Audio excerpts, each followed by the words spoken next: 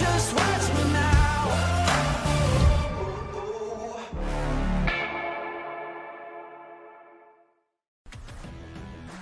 Welcome to Up My Hockey with Jason Podolin, where we deconstruct the NHL journey, discuss what it takes to make it, and have a few laughs along the way. I'm your host, Jason Podolin, a 31st overall draft pick who played 41 NHL games, but thought he was destined for 1,000. Learn from my story and those of my guests. This is a hockey podcast about reaching your potential.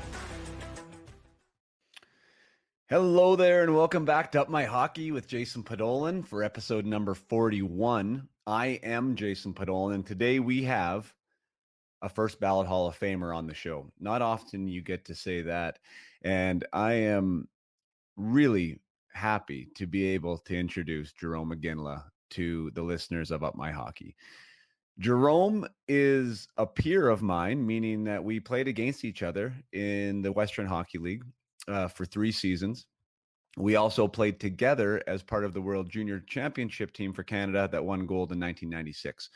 So Jarome and I have a bit of history. Obviously, our careers took different directions come pro. So I never played against him as a pro, but did run into him as teenagers. And Jarome now, it's interesting to me because having somebody who is your own age, actually Jerome's a year younger than me, kind of embody this role model example type persona is quite interesting for me. But that is what Jarome Iginla is to me. I think he represents everything that is right about Canadian hockey. And why I say Canadian is because he's a Canadian player. And the way he played the game, the way he represented the game, the way he carried himself through the game as an ambassador and as a leader and as a role model, everything about Iggy is just right, I think. And when I think of Canadian hockey player, like I honestly, Mario Lemieux was my guy growing up, but Mario Lemieux was ultra talented.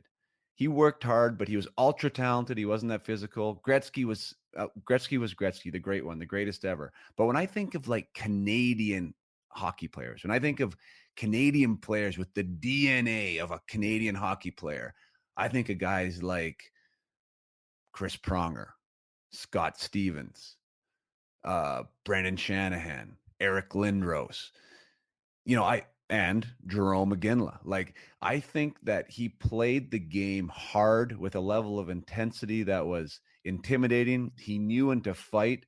He could fight. He could score goals. He was a great teammate.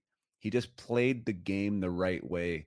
And I just think everything about that is like, you know what? If you could put a poster up of what I think a Canadian hockey player should be like, it's Jarome Iginla. He represents that line that I've talked about on my Up My Hockey platform of like being, when people say I am a hockey player, I want that to mean what Jarome Iginla represented, right? There should be a level of pride when you say I am a hockey player, on and off the ice. There's a level of respect that comes with saying that. There should be a level of pride, and there's a level of just reverence, right, for the game that you get to play this game, this special game with this great history, and we need to represent it well. And for Jarome, he checks all the boxes. And for him to spend 2 hours with us tells you what an amazing type of player he is, what an amazing type of person he is. He's so grateful. He's so thankful. He's so easy to talk to. And, I won't even get into the hockey card stuff. Like, look at the back of his hockey card, 1,500 NHL games, 600 goals in the best league in the world. Only, I think 20 players have done that. He's one of only 7 players to have scored 30 goals in 11 consecutive seasons. Like, he won 2 Memorial Cups. He won 2 gold medals. He won a World Cup of Hockey. The only thing he didn't win was the Stanley Cup, and he got to Game 7 of the finals and came 1 goal away from doing that. So, the accolades are endless with this guy, but I really do feel he's a gentleman and a great person first and foremost, and that's what we try to get in here today on this interview. I hope you love it as much as I did. He's a hard guy not to like. So without further ado, I bring you first ballot Hall of Famer and all around all-star gentleman, Mr. Jarome Iginla.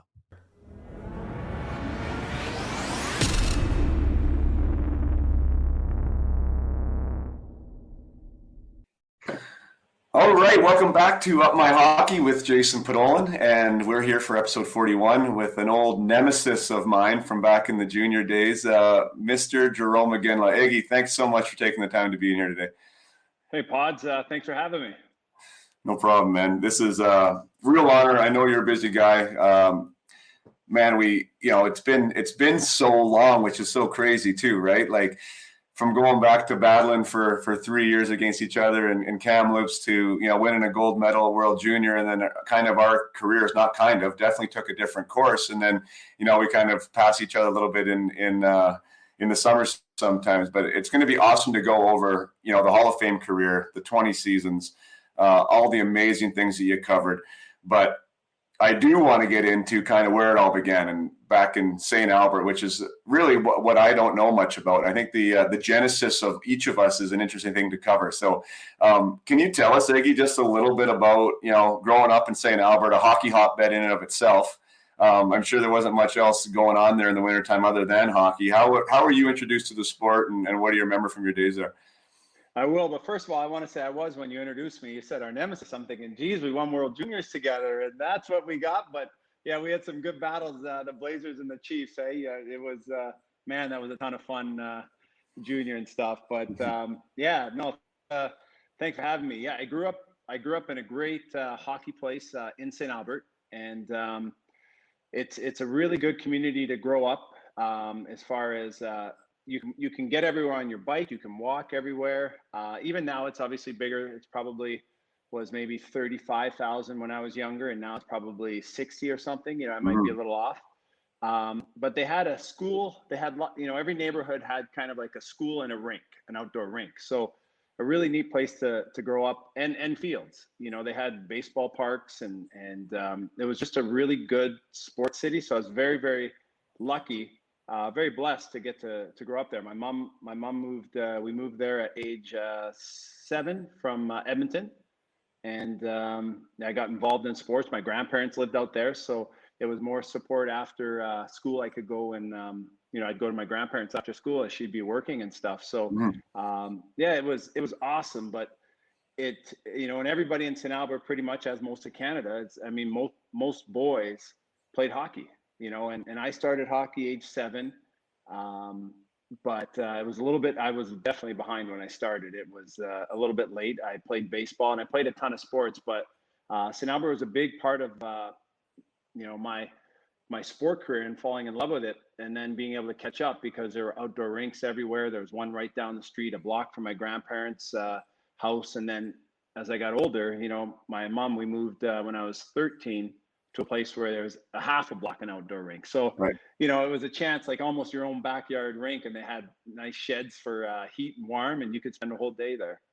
Was that, you mentioned, that you started late, which is, I keep thinking about Ed Jovanovski when I hear that, because I can't believe how late he started and ended up being the first overall pick, my year, which is insane. But there was that conversation in our house just with my own boys, because my middle son, who's now a goalie, started relatively late, and it was second year novice was when he started. And it was almost at that point where, if you didn't really get in, you're almost feeling like, man, like I need to get in, right? Because everyone's played now for 3-4 years, and it's like, where do you start, kind of? So were you, like, how far behind the 8 ball do you remember being? Were you lagging quite a bit behind?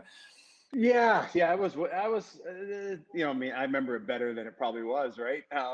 But so I was into sports. My mom put me in floor hockey at 5 years old in Edmonton, in a community floor hockey league. She took me to roller skating, so I had a little bit of balance, and I played t-ball, baseball, but that was it. So when I went out to my first practice, my first tryout in St. Albert, I had my grandpa sign me up for hockey, and I actually went out to the outdoor rink one time the year before with my aunt, took me out, and I just tried it and I fell around and I said, sure, I'll play. My grandpa wanted me to play. He loved hockey. So I went to my first tryout in St. Albert, and I showed up. My grandpa took me, and it was at the Parent Street Arena in St. Albert that's no longer there. It was downtown there. And he expected them to have a jersey and some socks for me. So I had never, I was excited. I had my equipment. It was time to get on. We were a little bit behind.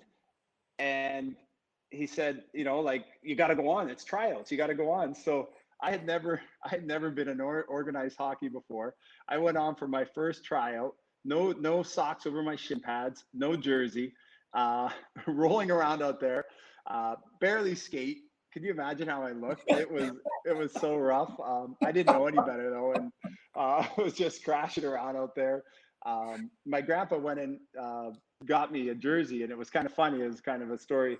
The only jersey that was available in my size is from the sports store down the street was a Flames jersey, and Flames weren't that popular in St. Albert, Edmonton. So he actually got me this. I wasn't that excited. It had no crest, but it was all the Flames colors, and that was my first ever jersey, and I actually still have it. My mom kept it for me, so I always thought that was cool. But if you're wondering what I made, it was you could make novice C, novice B, or novice A your first year as a 7-year-old, and yeah. I made the bottom league novice C, and I deserve to be there for sure.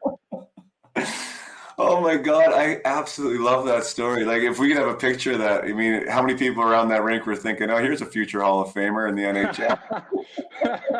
Oh my gosh, I had a big afro, my hair going everywhere. Oh, it was, it was, I can't imagine how I looked. My mom said, that first year, I felt like by the end of the year, I graduated to be able to, like, we've made the playoffs, and you put your 5 guys on. We made the overtime, and I got to be one of the 5 guys. I was a defenseman, and I thought I was pretty good. But my mom said, no. She said they would go by you, but you're ultra competitive, and you would dive. And the refs weren't calling a lot of penalties, so I just dive at everybody. But skating was a tough go for a while there for me. That's a hard thing to do, man. Like, really, being on ice skates is tricky. Is a tricky thing. You're obviously a good athlete. I assume to end up being such a great hockey player. Was there ever a decision at any point? Like, was another sport ever considered as being something you would do full time? Well, I loved baseball, and I always dreamed of being like Bo Jackson and playing in the NHL and being a baseball player. And as I got a little bit older, I had 2 things. I realized that the seasons didn't quite work because hockey be going on and baseball is going on, and you're not really allowed to leave one or the other in the pros. So that dream came to an end. But also, I wasn't as a good baseball player as I was a hockey player as I got older. So that the opportunities were better for me in hockey. But I played baseball all the way from 7, all the way up till I was 17. I'd been so it was a ton of fun, and it was a great release. But I did when I was about 15, I had to make a decision, I guess, whether I was going to go the WHL or how it is, do WHL, or whether you want to go a college route. So my grandpa did say that he talked to one scout for North Dakota that said, they wanted me to play hockey there, and that since I played baseball, they were kind of intrigued. My grandpa said, well, what if you could come and play both? And they said, well, maybe, they'd never even see me play baseball, but they would stick me on there. But I love baseball too, and played a ton of it. I played a lot of sports growing up, and I'm happy I didn't go to North Dakota. They used to have a baseball team there, but obviously I went to Kamloops, and it was a great decision and a great experience. But I love sports. I absolutely loved it. Had a great time growing up. Played as many sports as I could, and you name it. Literally, we should. I might have played it. Right. Is that that's become a bit of a point of contention, especially now with how crazy it is being a hockey dad. And I know you are a hockey dad now, and when you have kids that are good and they're passionate about what they're doing, you can play hockey every month of the year if you want to. And I know that we grew up in environments that weren't necessarily like that, and some of us are a little bit old school in the fact of thinking that is the way it should still be, right? That we should still be playing as many sports as we can for kind of as long as we can. That is where I'm at personally, and not to obviously bias your opinion, but where do you think that lies? I mean, is it better to be just a better all-around athlete, or if hockey's your thing, then just dive in with both feet and do it? Oh, that's a good, that's a good question. And I ask myself, my wife and I talk about it all the time. I think that you want to be a really, really good athlete for sure. I think that being able to have coordination and being able to know your body and you pick up things quicker, but I don't think you can do hockey. So, well, first of all, to go back, my personal thing is that you have to be, some parents will put their kids in everything and they'll take them to everything, but the kid won't really get as good as he should or get that much better. And to me, I think it's more, is that they have to be into it to get better. You know what I mean? There's lots out there. They go to practice. I've been coaching for the last, I guess this is my fourth year since being out, and I get a chance to coach the boys teams, both boys teams. And you do see it over the years. The ones that get better, they come to practice. They want to be there. They're focused. They like it, but they're working hard. As soon as I turn my head, not just when I'm looking, you know what I mean? Or when one of the other coaches, it's when I'm not looking, they still focus. They're still working on something. They go home, they work on something. And the ones that aren't as into it, nothing wrong with that, but I don't think they get as good. But where I went with that is that I think that cross training is so important because you can't just be into hockey all the time mentally. It's a very, and I think any sport, I think you need a break. I think that doesn't mean you need 4 or 5, 6 months off, but I think the cross training helps you keep getting more athletic, helps you get faster, more power, more coordinated, and then you're fresher when you go back to your other sports. So I love, like when I was younger, if we had 2 weeks off between hockey and baseball, and the baseball season's both ways, but I did play some summer hockey, but it was like that 2 weeks just made you, chomp at the bit to get going. You know what I mean? Like I wanted to be doing stuff, and I'm sure you did too. You want to play as a kid. You want to be out there. Our boys and our daughter, they don't want to be on a break and, oh, you get 2 weeks off. They'd be like, what? I don't want 2 weeks off. They want to do something. They want to do some sport. And, thankfully right now, preferably hockey, but yeah, so I think the cross training is a huge thing. And I think it is because it's good to give your hips a break and your body a break and train different things. But I think your mind needs to, and while you're taking a break, you can still get better at the sport you're doing. Yeah, no, I think that's a great point. And it is interesting because every athlete's different. I mean, I think about my oldest right now as you're talking, like he is hockey fanatic, right? Like he loves hockey, and there's not anything else that he loves. Let's go do this. And he'll maybe go do it, but it's almost like you're talking, like, he's kind of half there, he'd rather be on the ice, so it's tough to moderate that. I think as a parent, it's one of the things that we need to be good at is, what do they need? How much do they need? Because sometimes what they want, we know isn't exactly what they need. So, you have to try and balance that. But I want to get into that a little bit as a hockey parent for sure. And I want to, maybe the segue though is going to be like your parents and your growing up in the support system that you had. You already mentioned your grandparents. I know that you were in your mom's home for the most part, but dad was still a part of your life from my understanding. How did that support network and that infrastructure of, your family life create the Jarome Iginla that I'm talking to today? Yeah, I was extremely, extremely blessed. So my parents were divorced. They were, I guess, kind of hippies, and they got married and they were divorced before I was like one, and now I look at them and are even all the way growing up. It's hard to believe, like, I can't believe they're ever together, kind of, you know what I mean? They're just two very different people, two wonderful people, and very different. And ever since I was younger, my dad, he was always remarried. So as far back as I can remember, my dad's always had my stepmom, and then I was always with my mom.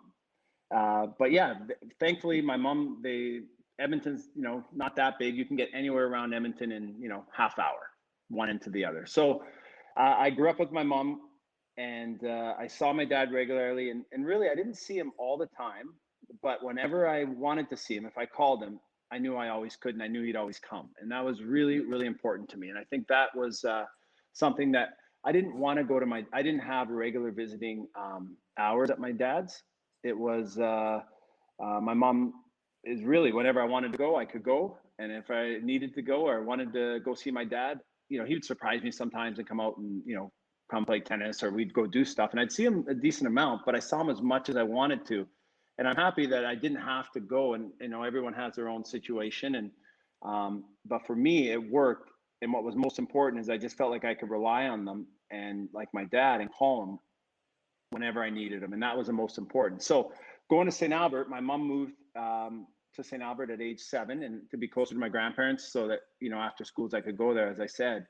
And it was awesome. My grandparents, they love sports. My mom loved sports. My dad wasn't really into sports. He was going to school. He was in pre-med, and then he finished in, he's a lawyer. So he was really into school, and he loved it. But he wasn't really into sports. He knows now he loves them. He loves them, and, it's all that. But when I was younger, he's like, if I lived with him, I wouldn't have played sports. So, but my mom also says that she needed to put me into sports because I had so much energy, and like I had a hard time staying focused. And so literally every sport, like I was in bowling at, from 6 to 10 years old. I played, at the tennis. I played obviously hockey, baseball. In school, I played volleyball, basketball, in the junior high. And, I tried soccer. So it was like badminton. I loved them. I loved just to be, but saying that, there's only so much time in the day. So if I'm playing those things, school, I wasn't a straight A student. Unfortunately now with our kids, we chase them around. They got to find enough time to do that. So I was a solid student and graduated high school and everything, but there's only so much time in a day. So the school, no one was chasing me around all the time to do my homework after schools and stuff. So that did take a little bit of a back seat, I guess, as far as trying to get straight A's or such. So, but yeah, I'd go to my grandparents after school and got to just play and be a kid and move around and get to that outdoor rink as much as I could. He would get me into hockey schools, power skating to catch up.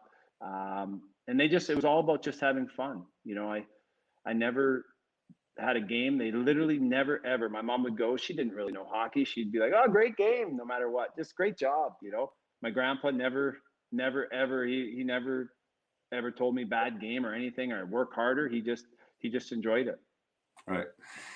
Is there, you've been, I don't know what the right word is, revered, lauded, admired for your character and your leadership throughout your 20 years. And there's not a reporter, I think, that has a bad thing to say about you. Does that come from where you came from? Do you think was that a part of what was important to be Jarome Iginla and to have that name? Oh, thanks. Well, definitely my family is a big part of it. I mean, I could, I have 2 brothers and 2 sisters, half brothers and sisters, and very close with them. They're wonderful, and they've been very supportive over my career. And like I say, I had my dad, my mom, and grandparents. And so another thing that I was always really blessed with too is that I always felt like somebody was always happy to see me. Like my mom never saw me as much as she probably wanted to because she had to work a lot, and she'd pick me up after late in the day and maybe spend a couple hours before bedtime. And she made special days like every Tuesday. I was kind of a little bit I don't know, maybe a little bit spoiled in the sense that every Tuesday she would she couldn't drop me off or pick me up every day from school, but Tuesdays was her one day at lunch. She could get me like any hot lunch, so I could come up with something like McDonald's or Edo, something that she would bring to school, and it made me feel pretty special, also very enjoyable. So, but I did feel that I was extremely blessed in a very happy childhood, but because literally no one, they were always like, you didn't spend too much. They're always excited to see me. They made me feel like, and that's a pretty neat feeling as a kid. And my grandparents were happy to have me and help out, and and maybe I didn't spend that much time always in one. So, but it was a ton of fun. And but yeah, my dad's very, very close to him, and my grandpa, they're my parents, my mom, my grandma. They're all wonderful examples for me, and about trying to be do your best and try to treat people the way you want to be treated, and to learn and grow and to try to improve, and not just about sports but life. And also I mean, I believe in God and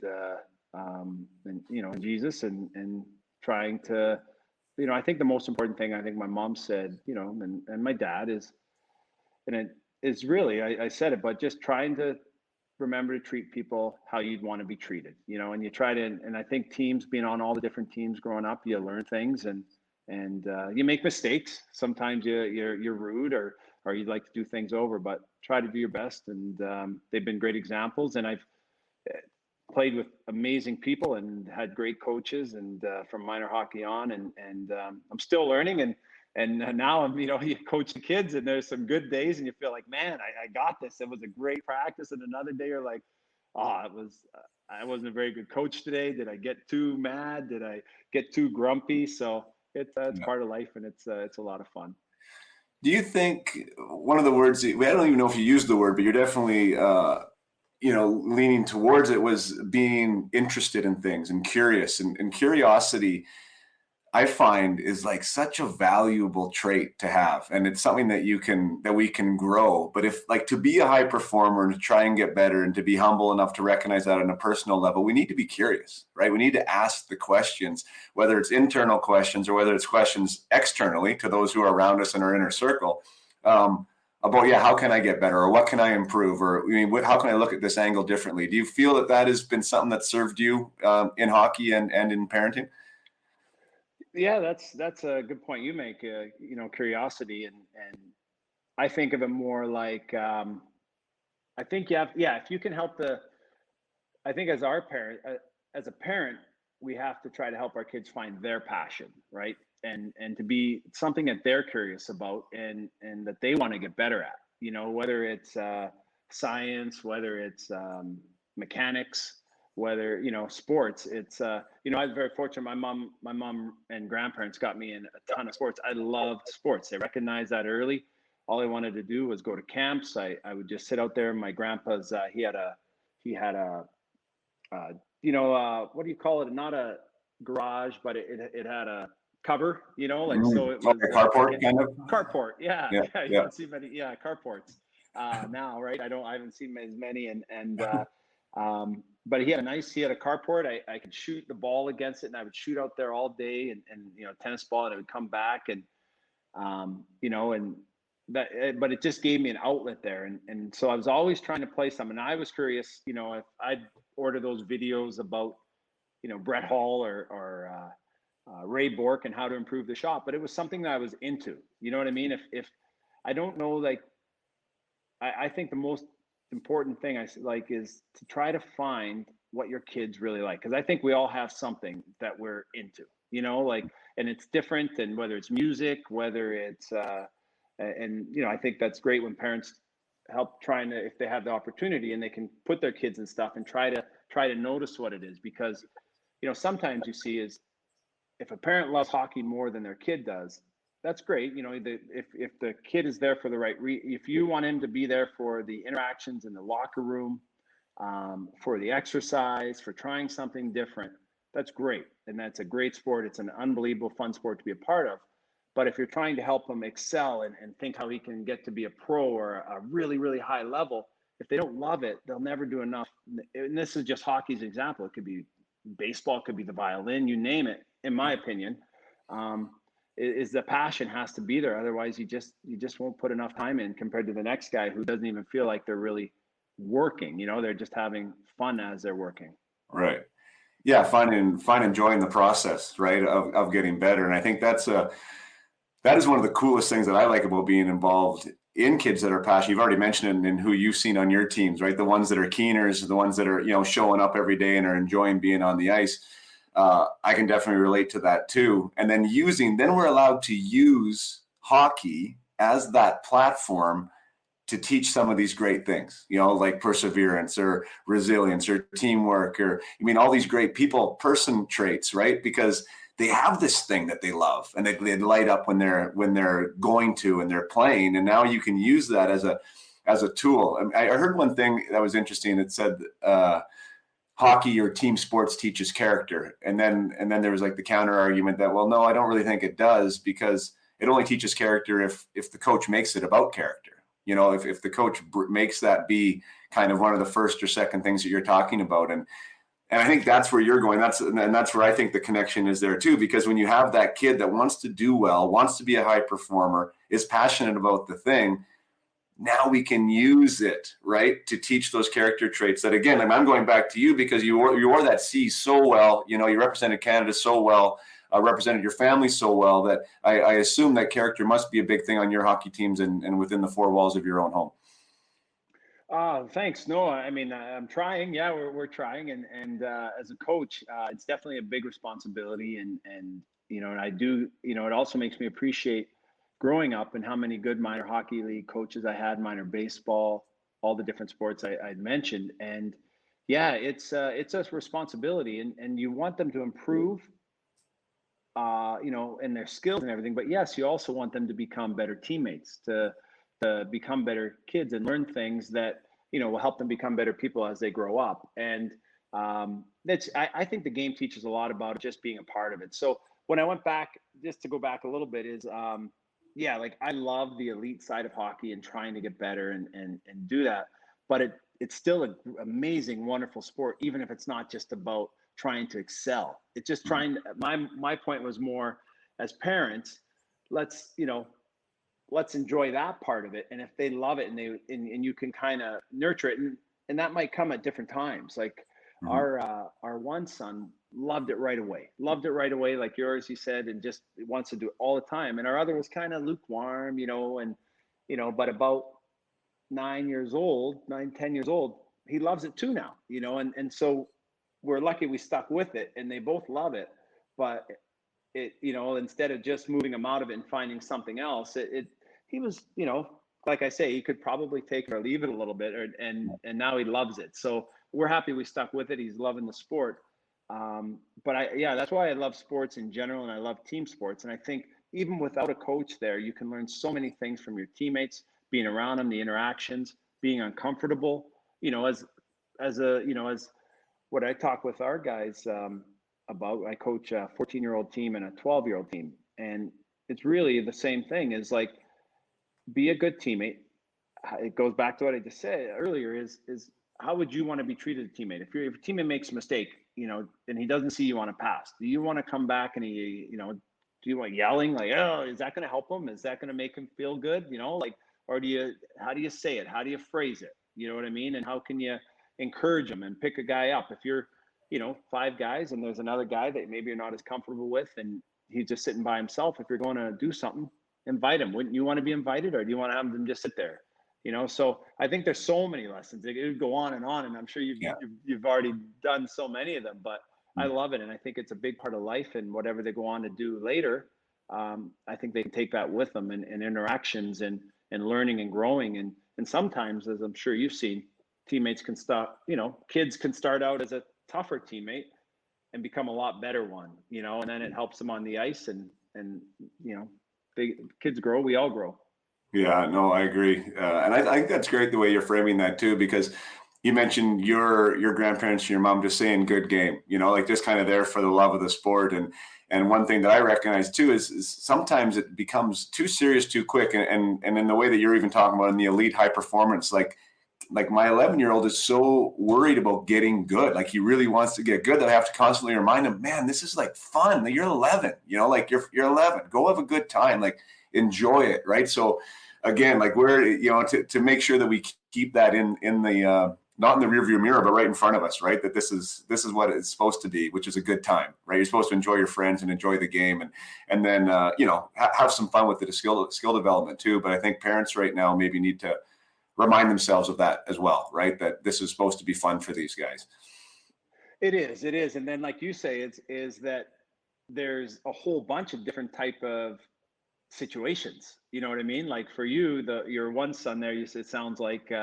And my middle son, I have a daughter who is just turned 16, and then the 2 boys that are 14 and 12. So Tej is our middle, he's 14. He has a similar attitude to what I think you said about your son, is like he wants to get really, really good. You know what I mean? Show me what I can do, I'll do it. Show me, come on, show me. So, he can take a little bit more of the practice and you can kind of give him more. And then others, they're not all the same. You know what I mean? So that's kind of the fun challenge we have as parents. That's like, one size doesn't fit all. It's Some need a little more, some need a little more encouragement. It's kind of like the thing as a coach, right? You don't you don't treat every kid exactly the same. And it kind of sounds like, in the theory, oh, everybody should be treated the same on a team. Well, no, they're not all the exact same personalities. Some like a kick in the butt, some you kick them in the butt, and then they're like, they don't want to play anymore. They've lost all their confidence, and they're like, you can't. So Right. I think that's kind of similar with trying to nurture our kids in their journey of what they like and their passion. And so, I think it's kind of getting to know your own kid and trying to be, kind of look for certain signals and stuff to make sure they're having fun.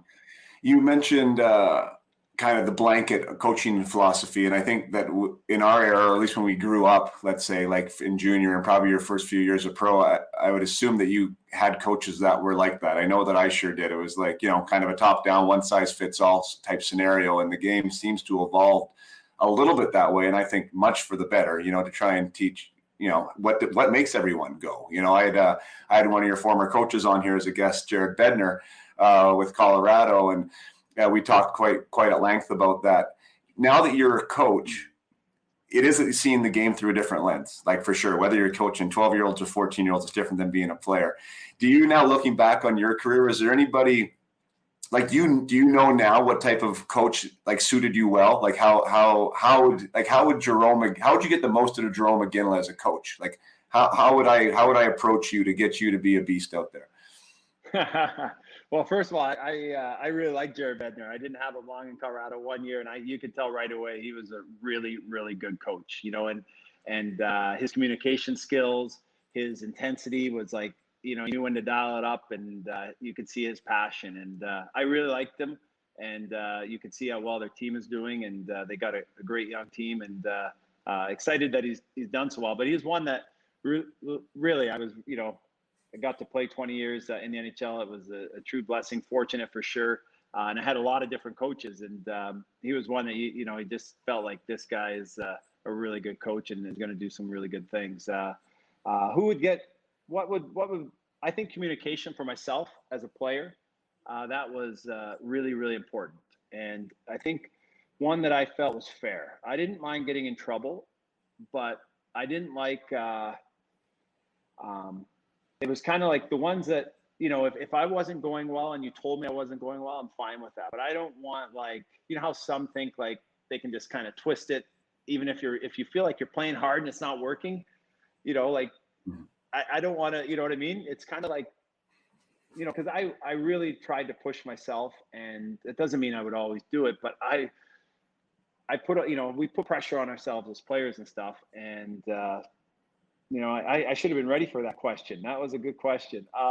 Communication. What else? I really like. So fair, honest communication first and foremost, right? So like, tell me straight, be honest. Yeah. Right. Just be honest and be straight. No games. One. Absolutely. Yeah. That's one. And I also I didn't mind if the coach was mad when we lost, but when we won, I want them to be happy. I really liked if our coaches with our team, if we won a game, the whole purpose is to win a game. You don't have to be thrilled if we didn't play great, but I don't want to be getting in trouble or, and that's what now as a coach, you kind of have to find that fine line, because the team might not have played as good as they could, but if they still win, there has to be some kind of enjoyment in that, because that's the whole purpose in the end of it, is to improve and win games, right? Especially professionally. It's really to win games. So, I didn't mind if they were upset when we lost, because we should be, but some coaches weren't that happy. It didn't seem, or it didn't come across when we won. And I really enjoyed the ones that enjoyed our wins. But it's a hard one. But I like that. And they also didn't treat everybody the same. So that's kind of a catch. You want it to be fair, so the rules apply to everybody. I think that's important. If not special rules for people, but more that the communication could differ with each guy. And they also, I would say number 3 or number 4, whatever I'm on, I would say rules. I really thought, especially in the NHL, was so important for players to know their rules and to be appreciated for their rules, whether it's PK, power play, tough guys, whatever it is, what you did for the team, what line you're on, if it's third, fourth, are you the energy guy? So that would go back to the communication. And one of the best coaches I've had, who was one of my favorite, not always at the time, but Daryl Sutter. I really liked Daryl Sutter, and he was tough. And he would be owly. But he was owly when he came to the rink because it came for a purpose, and I see that now even more so, is that was time to turn it on, and getting ready to compete. But he knew everybody on his team, I felt like, knew their role. And, and if you were falling out of your role, he'd tell you, and then you might be moving to a new role, and somebody might move up to another one. But it wasn't just, some of the coaches just left it open, and then everyone, it almost seems like you're fighting for roles, like everybody, and no one's happy. You don't feel good if you're a fourth liner because you want to get up to the third or second, but you feel good if you're a fourth line guy that's getting a pat on his back, that's doing the role that the coach said, and having success in it. You can find some, you feel good about it. So you're part of it. You know what I mean? Yeah, you're part of it. I've had a few guests on here that have spoken to that, in those roles. Scott Nickel comes to mind. Brad Larson comes to mind, like guys that were big pieces of their team, but they felt like big pieces in fourth, third line roles because the leadership group or the coaches made them feel like what they did for that team was enormous. Like that one hit was huge, or that face-off win was amazing. And if you're able to contribute and you're able to feel like that, then you embrace that and you want to do it again the next game, right? So I can totally hear what you're saying there. The other thing I'll maybe add to that is given a role and then allowed to be able to step into it too. It's one thing to be saying, hey, go score some goals for us, and then you're on a third line role and you're never getting on the power play or whatever, right? And it's like that's held over your head. Like sometimes it's not fair too when they ask you to do something that's really you're not able to because of the environment you're in. But I totally agree with that, especially at the NHL level. Like knowing something that you can hold on to with two hands and just say, yes, I'm going to embrace this and do as great as I can. I really think that helps the team, and coaches can make guys better.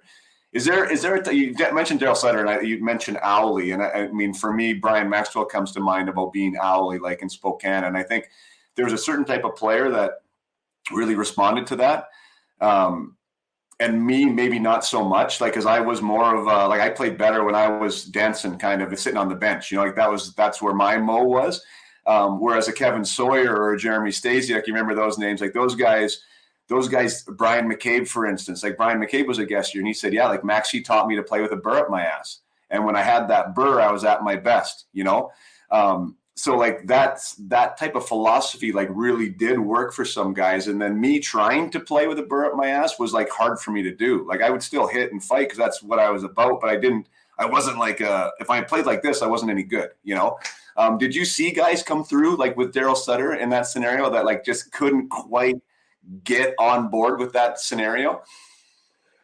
I mean, there's lots of players that probably came through. We weren't always the best team, so there's a lot of changeover then. But no, I think he was a little bit different, and I think what made him really good. Yeah, for sure, there's some people that didn't love it, but I think he could recognize that and adjust a little bit on the fly with each guy. So. It would still appear to that, but then, he might talk to that guy a little bit more away, in the back room when they're just passing each other, so some guys he would talk to more, some guys less, and I thought he did a really good job of, because when I really think about it, at the time, we're not happy. I mean, we would get reamed out, and he could go around and call you out and have something in the way you're not playing and some way to get you fired up. But most guys that I played with that played for him, I think they appreciated what he did, and his purpose. And I agree with you going back to what you said too, in that. And I thought he was good. Like, yeah, if you're not playing any power play and you're not on that, then, there's a different expectation, you're not trying to live up to some unreal thing. And I thought he was really good at defining roles for people that were realistic, that in their current situation, and then, like I said, where it kind of seemed to fall apart sometimes was when, if those rules weren't defined by the coach, you don't want to tell a guy like, he's playing 7 minutes, 6 minutes. Hey, great game, man. Great game. You're really, if he doesn't feel like that's what he wants to be and that's not his role, then you don't know as a player whether you can say great hit or but great block shot, but you can't really, you don't know if he's happy, if he's, you know what I mean, if he's Yeah. embracing it. So, Yeah. and then that's part of the coach and the management, I guess. You find the guys that embrace it, and whether they're young guys that are just happy to be there, because the fourth line role isn't an easy job. I got to see that near the end of my career, and it also was good for me to appreciate. You think you appreciate it as a player when you're on one of the top lines that gets to go out more, but to actually live it, it's a lot harder job to be effective and to stay into it and to not squeeze your stick and to go out there and play free and loose and to be able to feel like you can make some errors. You don't really feel like that. And it's a much different role. As much as I wish I never, it was hard. It was like tough to go through right near the end of my career, as far as you want to be out there and you want to be in the game. And I wasn't used to it. It was really, really good for me. And that it helped me get a greater understanding, appreciation for, of another role on a team, and which like I say, I thought I did, and you appreciate it, but man, it's a little bit tougher. Yeah, until you're doing it. As you're talking about Sutter there, I saw a coaches conference with him, and he made me laugh. That somebody in the crowd asked, what's the key to being a great coach? And he's like, well, the years I was a best coach, he said I had Mika Kiprasov and Jonathan Quick. So in other words, he's like, well, find me a good goalie and I'll show you a good coach, he said. So anyways, it was a pretty great, humble and funny response he gave. I thought that was pretty good.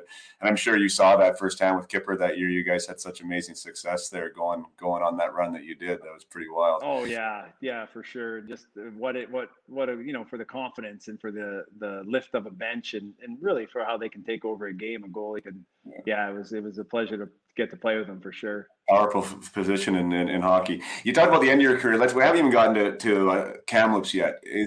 And looking at your career just from a hockey DB standpoint and watching, like it seems like maybe, and correct me if I'm wrong, like was your 16-year-old year in Kamloops, even though you won the cup as a team, had amazing success, but the 6 goals, and the 29 points, and probably didn't get a bunch of ice time, and you're away from home, and you're going through these things. Was that like a tumultuous year for Jarome Iginla? Was that one of the tougher ones when you look back on everything?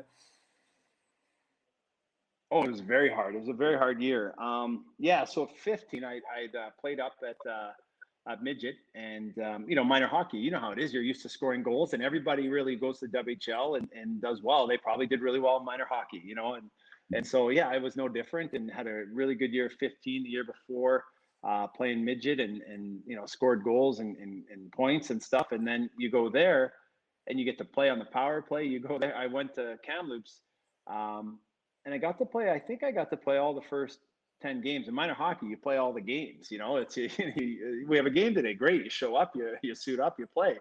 Go there, and it's like I'm pretty sure I played most of the games in the first 7 or 8 or something like that. And then all of a sudden you start sitting out, and they're like, your game time. They're like, you're not playing today. You're like, what do you? It was like shocking. Like, what do you mean? It was so hard to watch the team play. And I only played 48 of our 72 games. And we had a really good team. We did win the Memorial Cup that year. So it was a really, really good team. But, like playing on the fourth line in Kamloops, and play 48 out of 72, really tough on the confidence. But literally, I look back and the rotation that Don Hay had, and he was a really good coach too, and he helped me a ton. But the rotation was the first 10 minutes you play one shift in the period, second 10 you get another shift. So two shifts in the first period, 2 shifts in the second period, and the third it depended how it went. So if it was I'd get 1 in the beginning of the third period for my 5th shift. And in the last 10 minutes, if we were winning lots, I'd get a regular shift. So maybe 2, maybe get 3. And if you were losing or a close game, you get no more shifts. So 5 shifts. So there's lots of games I'd get 5 shifts, not play. I remember sitting in the, I was really mad and just, just thinking like, should I be here? Is this, but I remember Don Hay talking to me, and he said it's not based on how your play is. We have to develop all the players. We have a really good team. Come playoffs, we'll play the guys who are playing. But right now we got to continue, because there were 16-year-olds who were here before you, and they're 17, and they need to keep playing, and that's part of their system. And So I could respect that, but yeah, it was really, really challenging being away from home.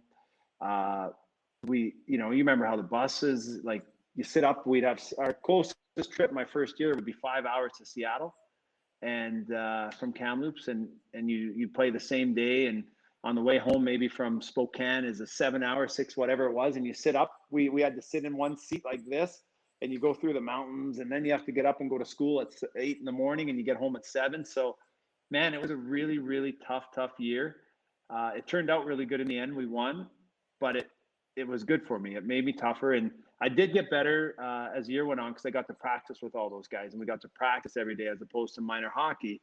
We were having 2 hour practices 5 days a week or 4 days a week, whatever it was. So, sorry, that was a long one about it, but yeah, it was a trying year.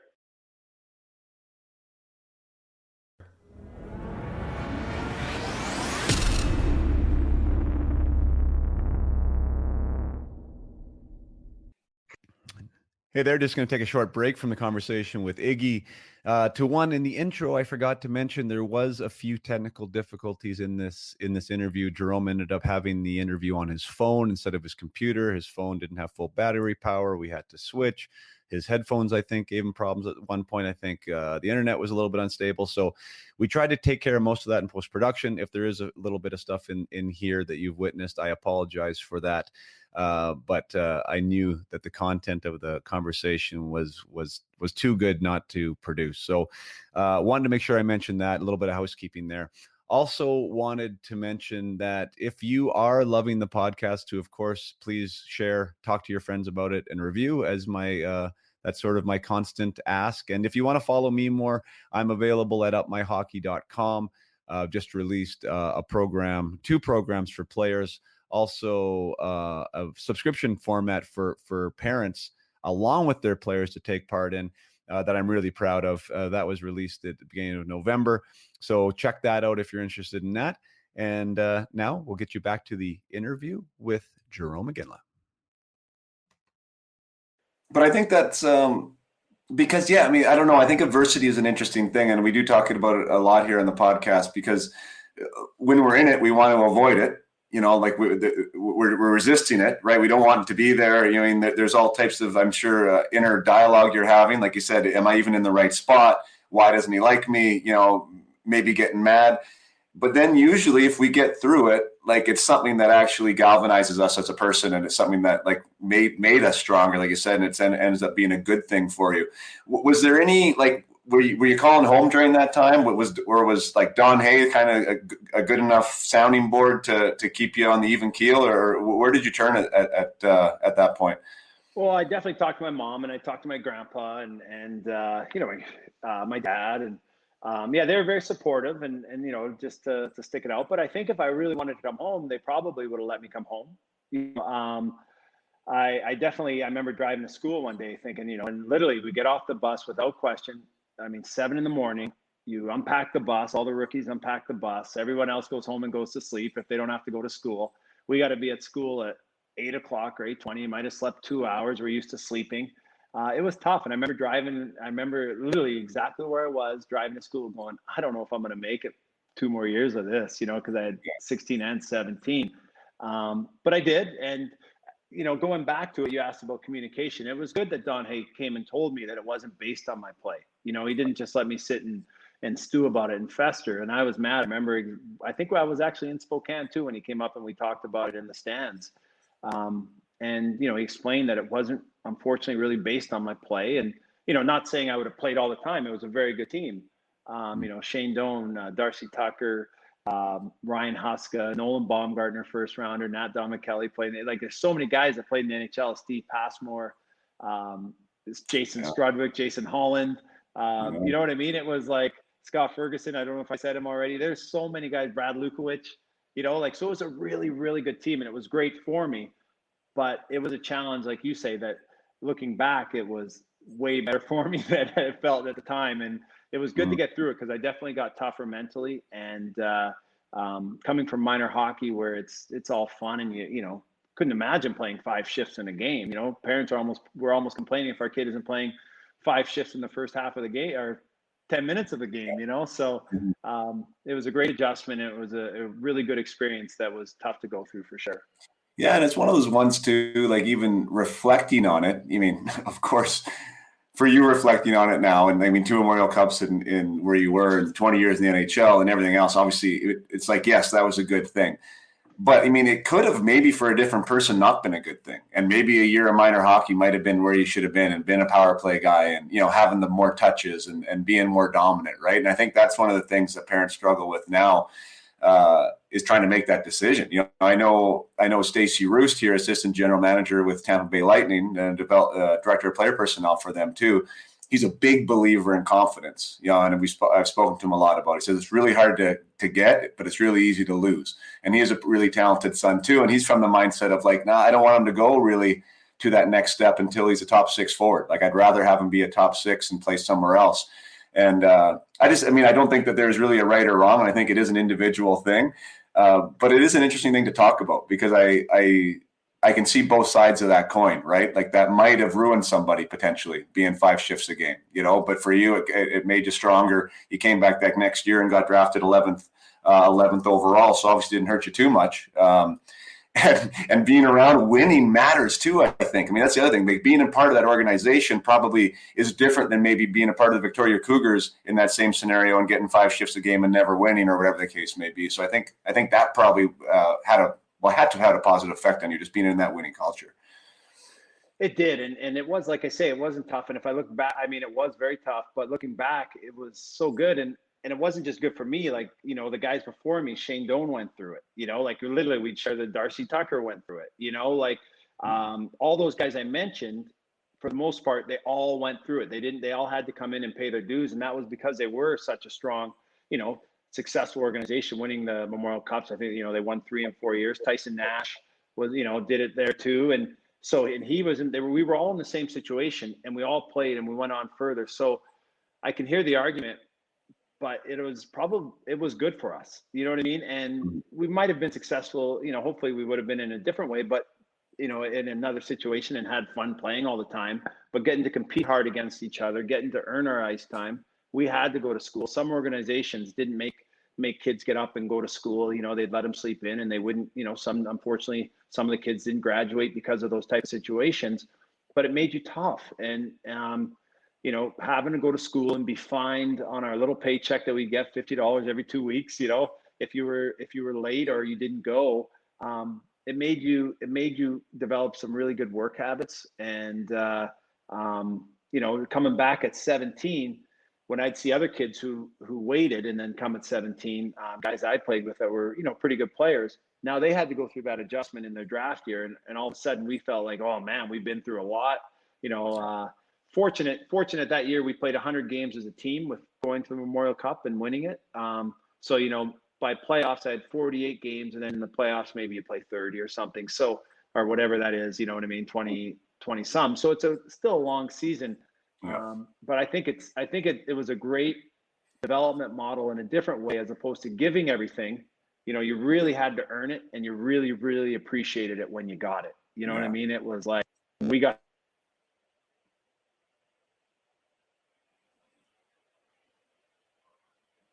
I got you cut out. 17. Oh, sorry. You cut out from you just a little bit there. So I lost the last little bit of it, but anyways, got you back now.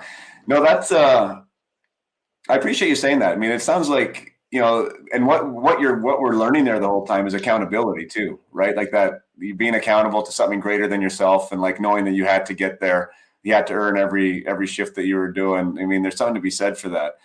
If we go back to your draft year, Iggy, it's funny because you know what year I remember of you? I remember your last year, like the year that we played World Junior, like in my head, right? I remember the Iginla that scored a goal a game, like the playoffs and in regular season, and had the 130-point year.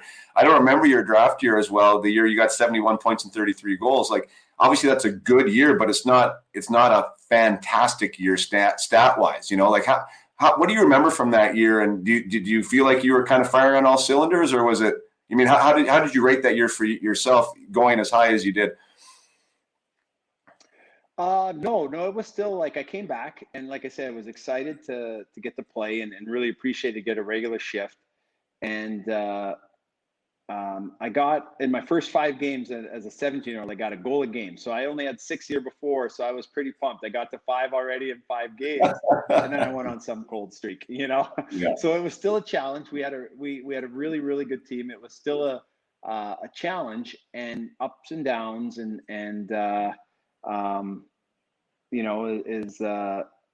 but it kind of. Oh, I remember actually. Sorry, I'm just trying to think back to it. And the beginning of the year, that was 17. I got to actually go to play on the under 18 team with Team Canada, and we went to Mexico and we played there. And that was a good confidence boost to get the chance to play with. That was the first time you get to play with kids right across Canada. Yeah, you know what I mean. So it was great there. As far as that, we played in Mexico. There's only 4 teams: Russia, U.S., Japan, and us.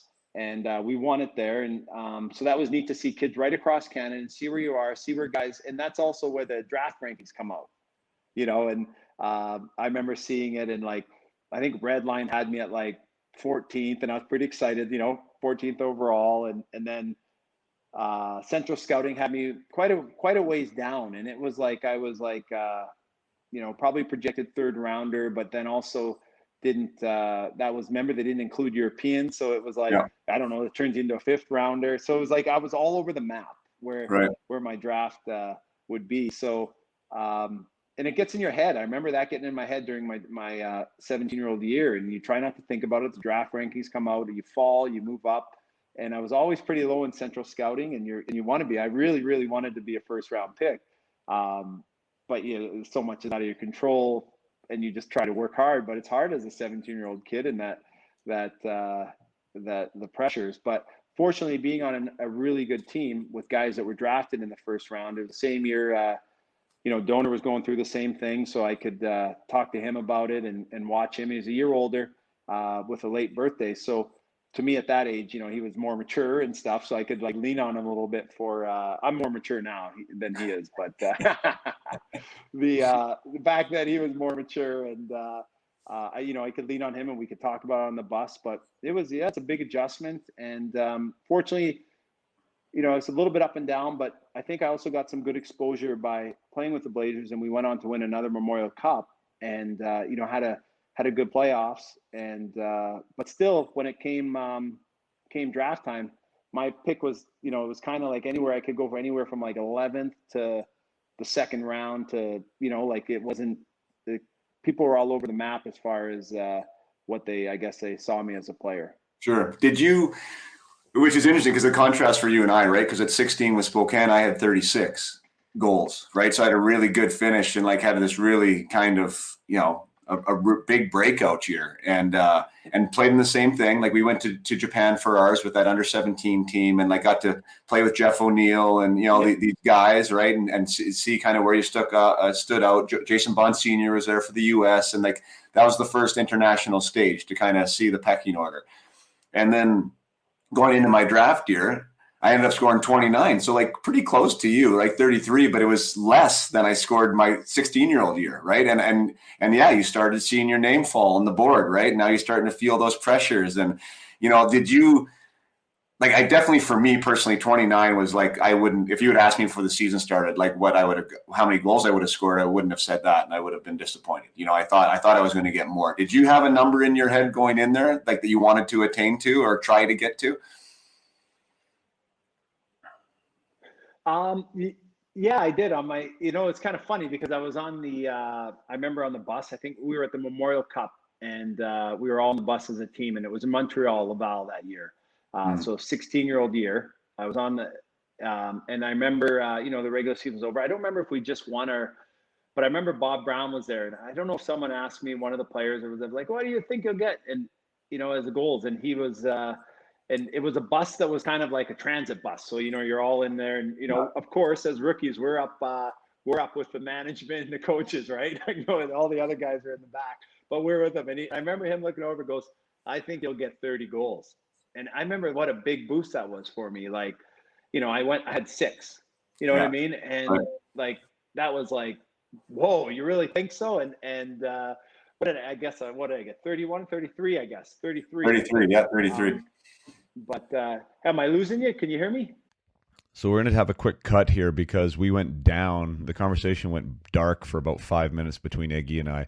He had some technical difficulties with the device he was using in his headphones, but then we got all ramped back up and pressed play and continued on with his story with Bob Brown. So now back to the interview.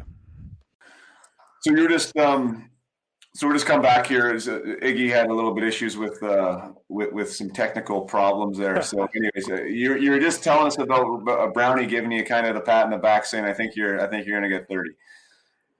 Yeah, and I remember on the bus there where he told me that, and it was a huge boost because coming from 6 goals, I had no idea. I mean, I didn't even know. I remember someone asking. It was another player, like, is that a little cocky to say 30? Like, I don't know if I would have said 20. You know what I mean? You're going from 6. Like, what? Really? How am I? So it was cool when he said that. It gave me a ton of confidence, and yeah, I ended up with 33. But it wasn't like a smooth sailing year. Still, it was still a big adjustment, getting ready, for the draft and dealing with pressure and putting that pressure on. And but I was in a really good situation, like I say, where with a lot of guys who'd been through it before, gotten drafted. Nolan Baumgartner was drafted the year before me in the first round. Nat Don McKelly was drafted in the third. Lots of guys drafted, so you can kind of go through it and learn from them. And lots of really good leaders like Ryan Huska and Jarrett Dooling, and Darcy Tucker was older guy there that and he was a competitive, good leader in that sense, and fiery, and it was one of those things that it was a really, really good situation to get to be a part of as a 16-year-old, and was huge in development and helped me 16, 17, and 18. But how about you? You were saying you had 30 something as a 16-year-old? Yeah, 36 as a 16-year-old. That's crazy. That's cool. Well, it was crazy. Yeah, it was crazy because I don't remember the name Scott Townsend. I was a third line center at the time, so I wasn't on the fourth line, so I was getting regular shift. I wasn't getting power play time though as a 16-year-old. And I think I had, I don't know, I'd have to do the math, and I can't do it right now in my head, but having an okay 16-year-old season, then Scott Townsend broke his jaw, and I got moved up into his spot. So I became second line center and started playing power play, and just like the planets aligned and the stars aligned. And I had 19 goals in my last 17 games or something, it was something nuts, right? That I was just kind of blew up. And yeah, which set the stage for a draft year that maybe I wasn't quite prepared for, especially with the ups and downs of it, like to high expectations, right? Like feeling like you need to do better than you did the year before, run into some ice time issues and finding it hard to get on the ice. And anyways, it's tough. It's tough at that age. You went through it, obviously. It's hard. If things are going well sometimes and it feels good, and things aren't going well and it's not feeling so good. And that there's a lot riding on that number that you get beside your name come draft time, right? Sure. It definitely means something. I wouldn't do this podcast justice if we don't talk about the World Junior, because that was a real special time for us coming together there in Boston. It was a real Western heavy team, which I think we were kind of all a little bit proud of in our own way. We all knew each other and we had all kind of battled against each other, and then to win gold there. And that was, in my opinion, I don't know, I don't want to put words in your mouth because you haven't said that, but to me, that was like your coming out party. Like, you had an amazing season that year. A goal a game season, but you did some special things that tournament and did some special things for that team. Did you leave there going, hey man, like, I don't know. Did you feel a little different about yourself leaving that tournament? Yeah, it was a great experience, and confidence. Thinking back, and yeah, it's a big. You said it's a big part of all players, and it was. I battled it, through my whole career, and I imagine most guys do. You wonder, really, does McDavid battle confidence? You know what I mean? Or Crosby, do they really? And I bet you even they do it just a little bit, but. Just on some days they shouldn't really, right? You'd say why, but but the rest of us, yeah. So I also remember going to the summer camp of the World Juniors, and I remember it was out in Montreal or somewhere out east when we went to that July camp, and that was pretty cool to get an invite to that, to be there with some of the top Canadian kids, 19, 18. a couple 17-year-olds, from all across Canada, and actually to be in that mix, you know what I mean? So I just gotten drafted. So that was good. I was excited. It was a thrill.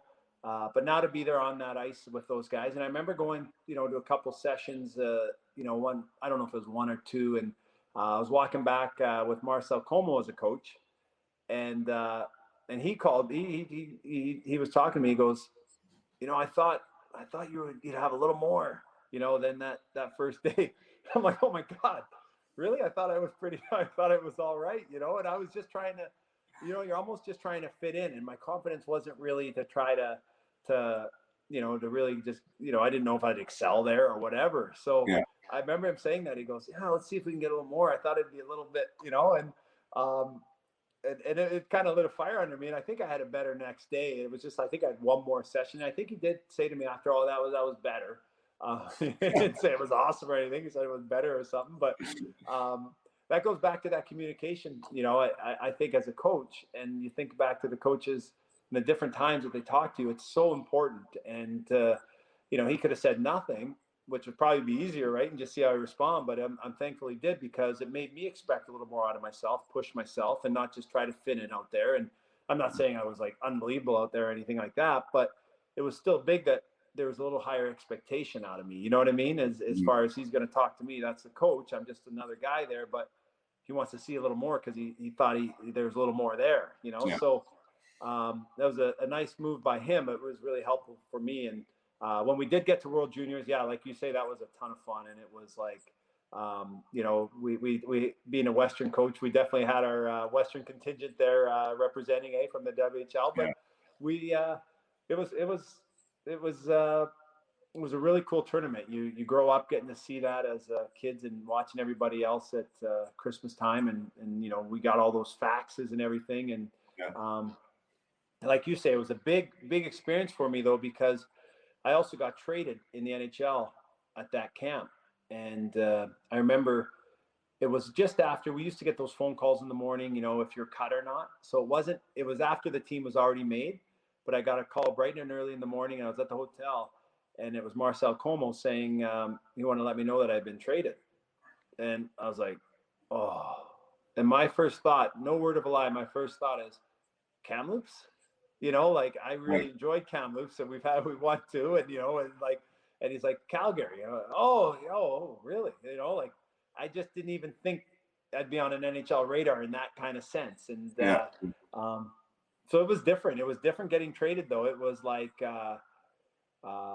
in one sense, it's a compliment that the Calgary Flames. I was part of Joe Nieuwendyk trade, and he was obviously a great player and rolling, and it was Corey Millen and myself, and for him, and I was a young prospect, and Calgary was going to be rebuilding. So, but one side, it was a nice compliment, but at the same time, you're like, did Dallas, did they not like what they see? Did they not, you know what I mean? So you have to try to deal with that as a teenager. And, I did talk to Bob Gainey, and he said, no, but that it was, they're going for it. They're an older team, and he was really nice and stuff like that. So it made me feel a little bit better, but, and then I talked to, Calgary, and they were really excited and going to be rebuilding, and it was a great opportunity. And, I did get to play and be a part of it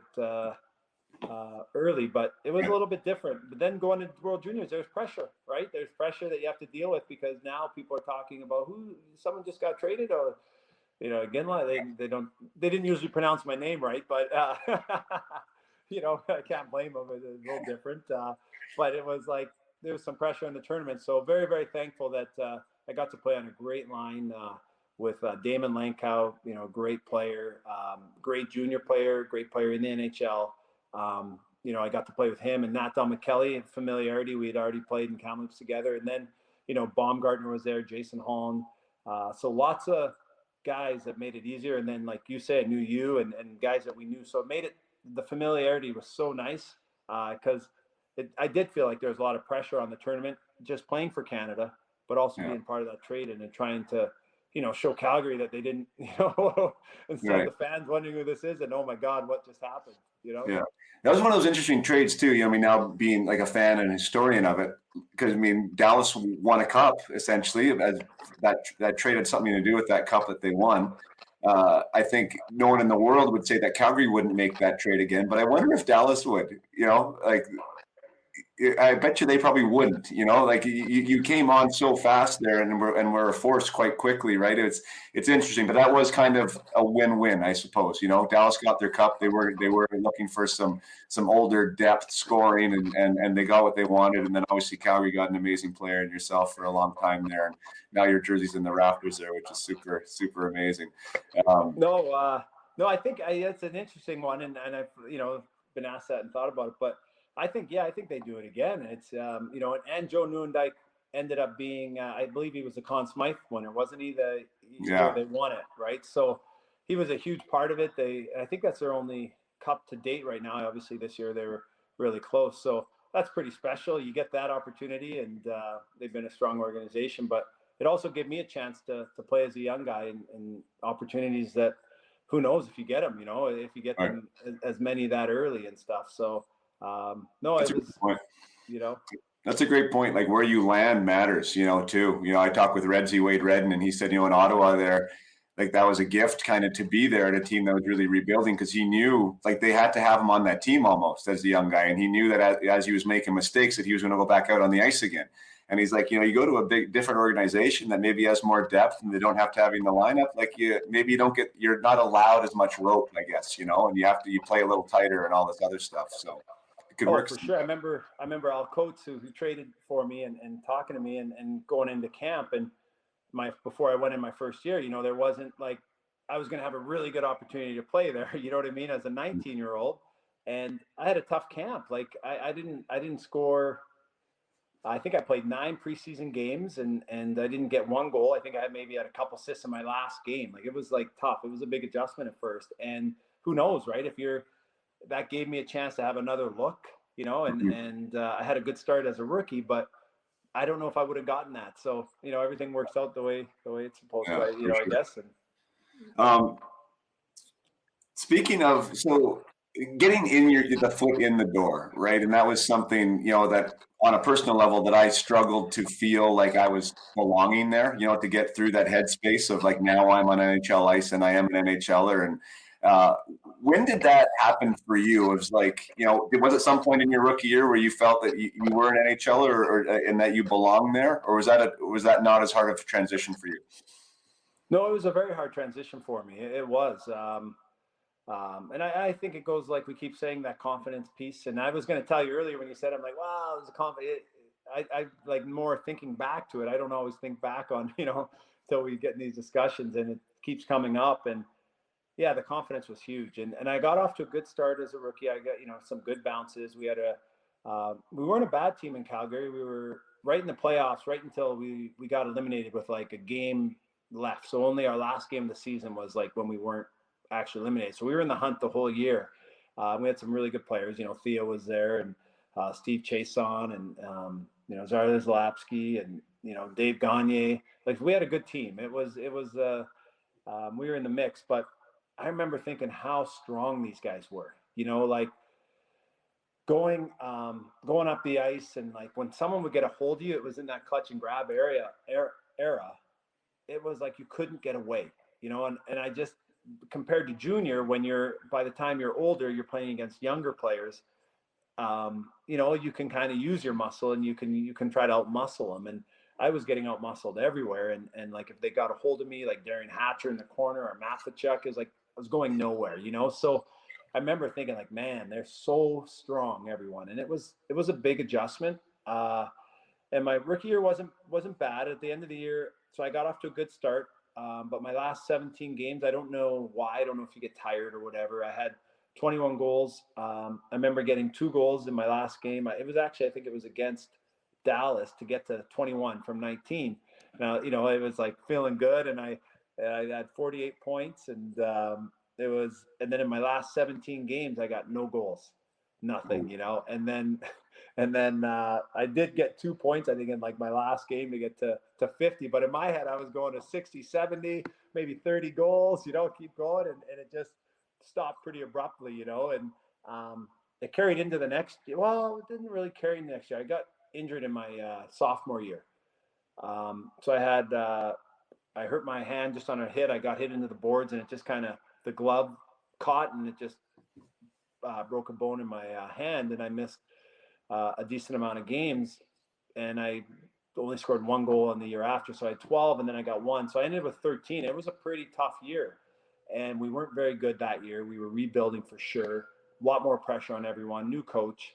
Pierre Pagé was there my rookie year, and you know, he gave me great opportunities, and it was a fun year all the way around. Some great veterans, lots of rookies that I grew up with there. And the next year, going into a rebuilding year, was tougher. It was a lot more like new coach.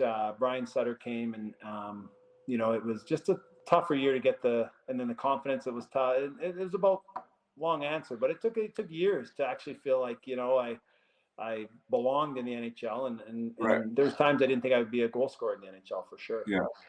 Yeah, I mean, I was looking at that second year, and I was wondering that too, because I mean, I know that you've mentioned Shane Doan's name a couple times, and you know, I interviewed Danny Briere on this show once, and he's really good buddies with Doaner, and talked about Doaner like being sent down at one point after being in the NHL for 2 years, you know, and then kind of having to come up. And obviously, I mean, he had a phenomenal career himself there, but it was all filled with adversity at the start. You mean, you never played a game in the AHL, so you never had to go down there. But did you ever think that maybe in that second year that could have been on your radar?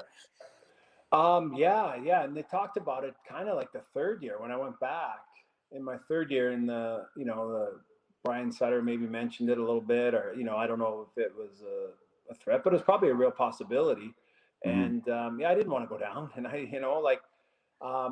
and then, you know, the third year is like you're putting a ton of pressure now. Like, it's like to try to get in, try to solidify myself as an NHL player. And I remember thinking, like, you know, I think I could do it. I believed I could be an NHL player. I was already an NHL player, but earn that spot. But I didn't know if I'd be able to earn that spot as a goal scorer.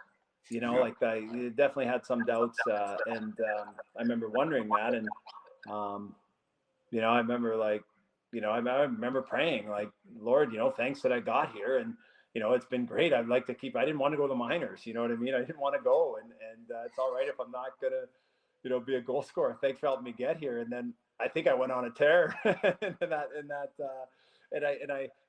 I gained some confidence, and I got to 28 that year, which was a big boost for me. But I think I had a slow start and picked up, and it started coming together, and you overthink things. You know how it is.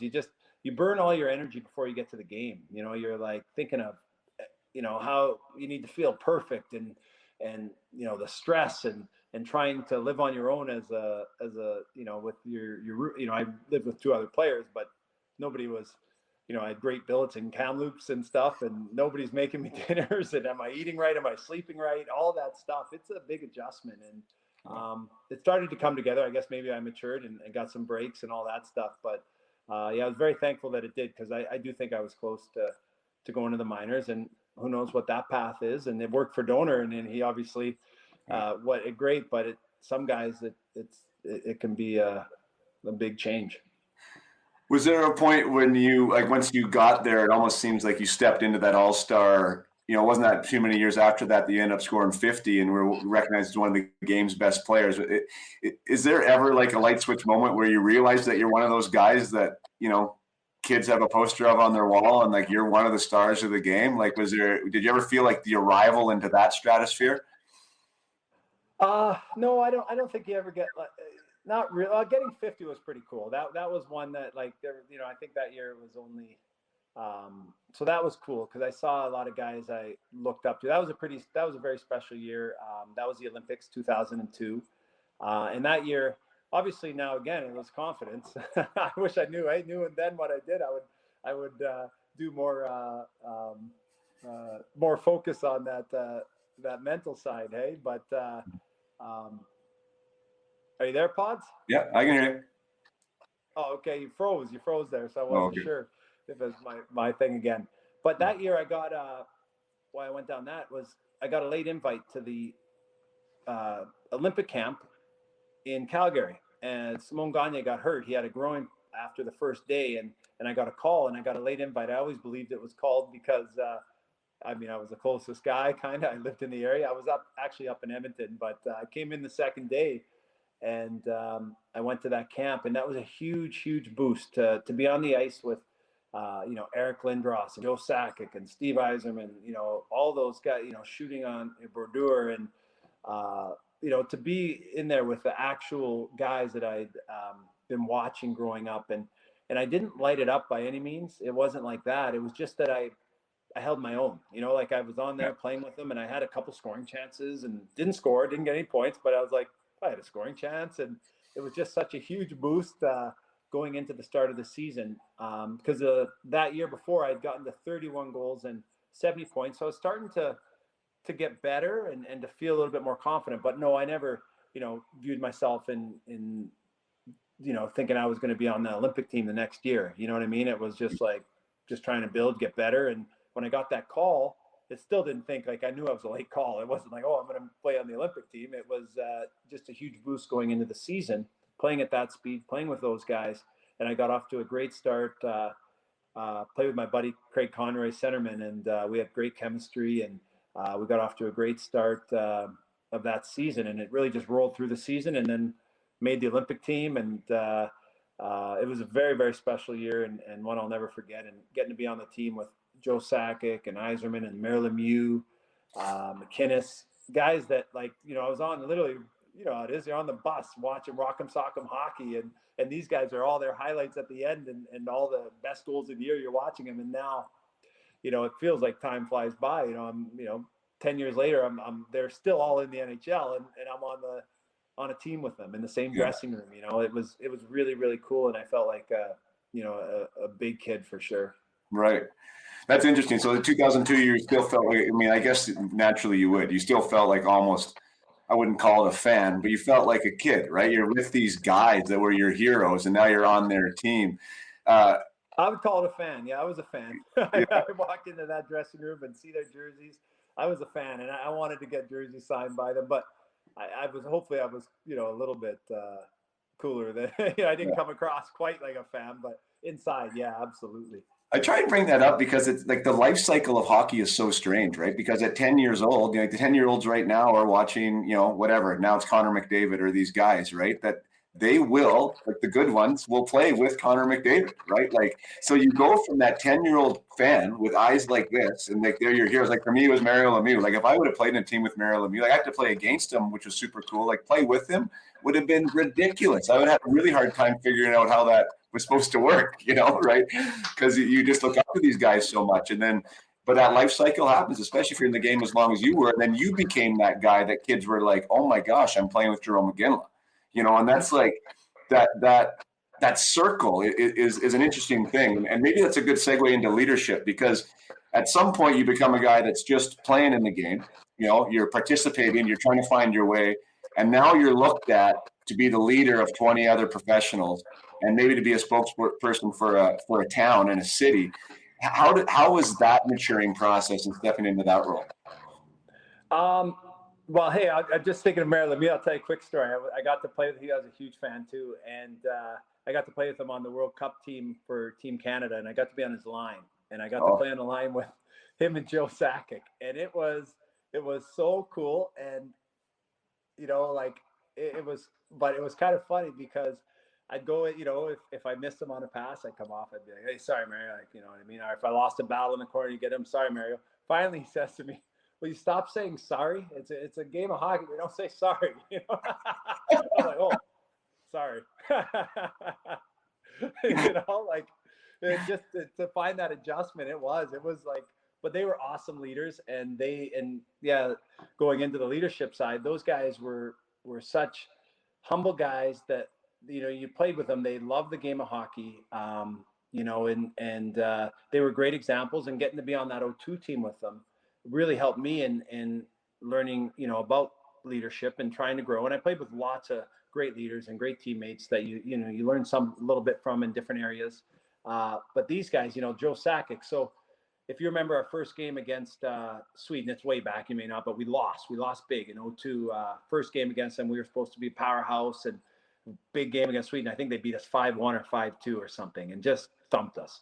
Mm-hmm. And the lines changed. And my line the first day was pretty cool. For me, I was thrilled. I played with Steve Yzerman, I believe, and Brendan Shanahan. That's pretty cool. I was like, this is great. Then, but Joe Sakic, he was playing with Mario Lemieux and Paul Kariya. So the next day, when the lines came after that first game, we come to the rink and there's adjustment. The lines are all shaken up, and now I'm on the line with Joe Sakic and Simone Gagne. I'm a young guy, great, cool. But then I'm thinking to myself, oh, geez, Joe Sakic must not be too happy. Like he goes from playing with, no offense to Simone, but we're the two youngest, forwards. It's like that's a big difference, right? But his leadership, he comes over right away. And, right after the meeting, they did the meeting, and he comes over, he goes, hey, guys, I'm real excited to get a chance to play with you young bucks. We're going to be great. We're going to have a good line fast and, bring that energy. And right there, that little one thing he says, it disarms it. I'm not thinking, oh, he's not, I'm feeling good about myself. And I think Simone probably is too, and excited. And it totally changes the dynamic of the line and the confidence of us as a group. And, he went on to have obviously he was MVP of the tournament. He had a great tournament, and we had a good line, and the team won. But I think that was a big part of it. And that was his leadership, a subtle thing. And he was such a humble guy, but for him to know, he probably recognized that we're probably thinking this, which I was. I'm like, do you really? Yeah. That's a great story. That is an awesome example too, because that's understanding this. That means the psychology, the person, right? The person behind the player again. Like that. These guys might need something here, and I'm going to give it to them. That's pretty powerful. And then you put that in your back pocket. I'm sure you use that later. I mean, young guys coming up or whatever the case may be, try and get people feeling comfortable and feeling a part of things.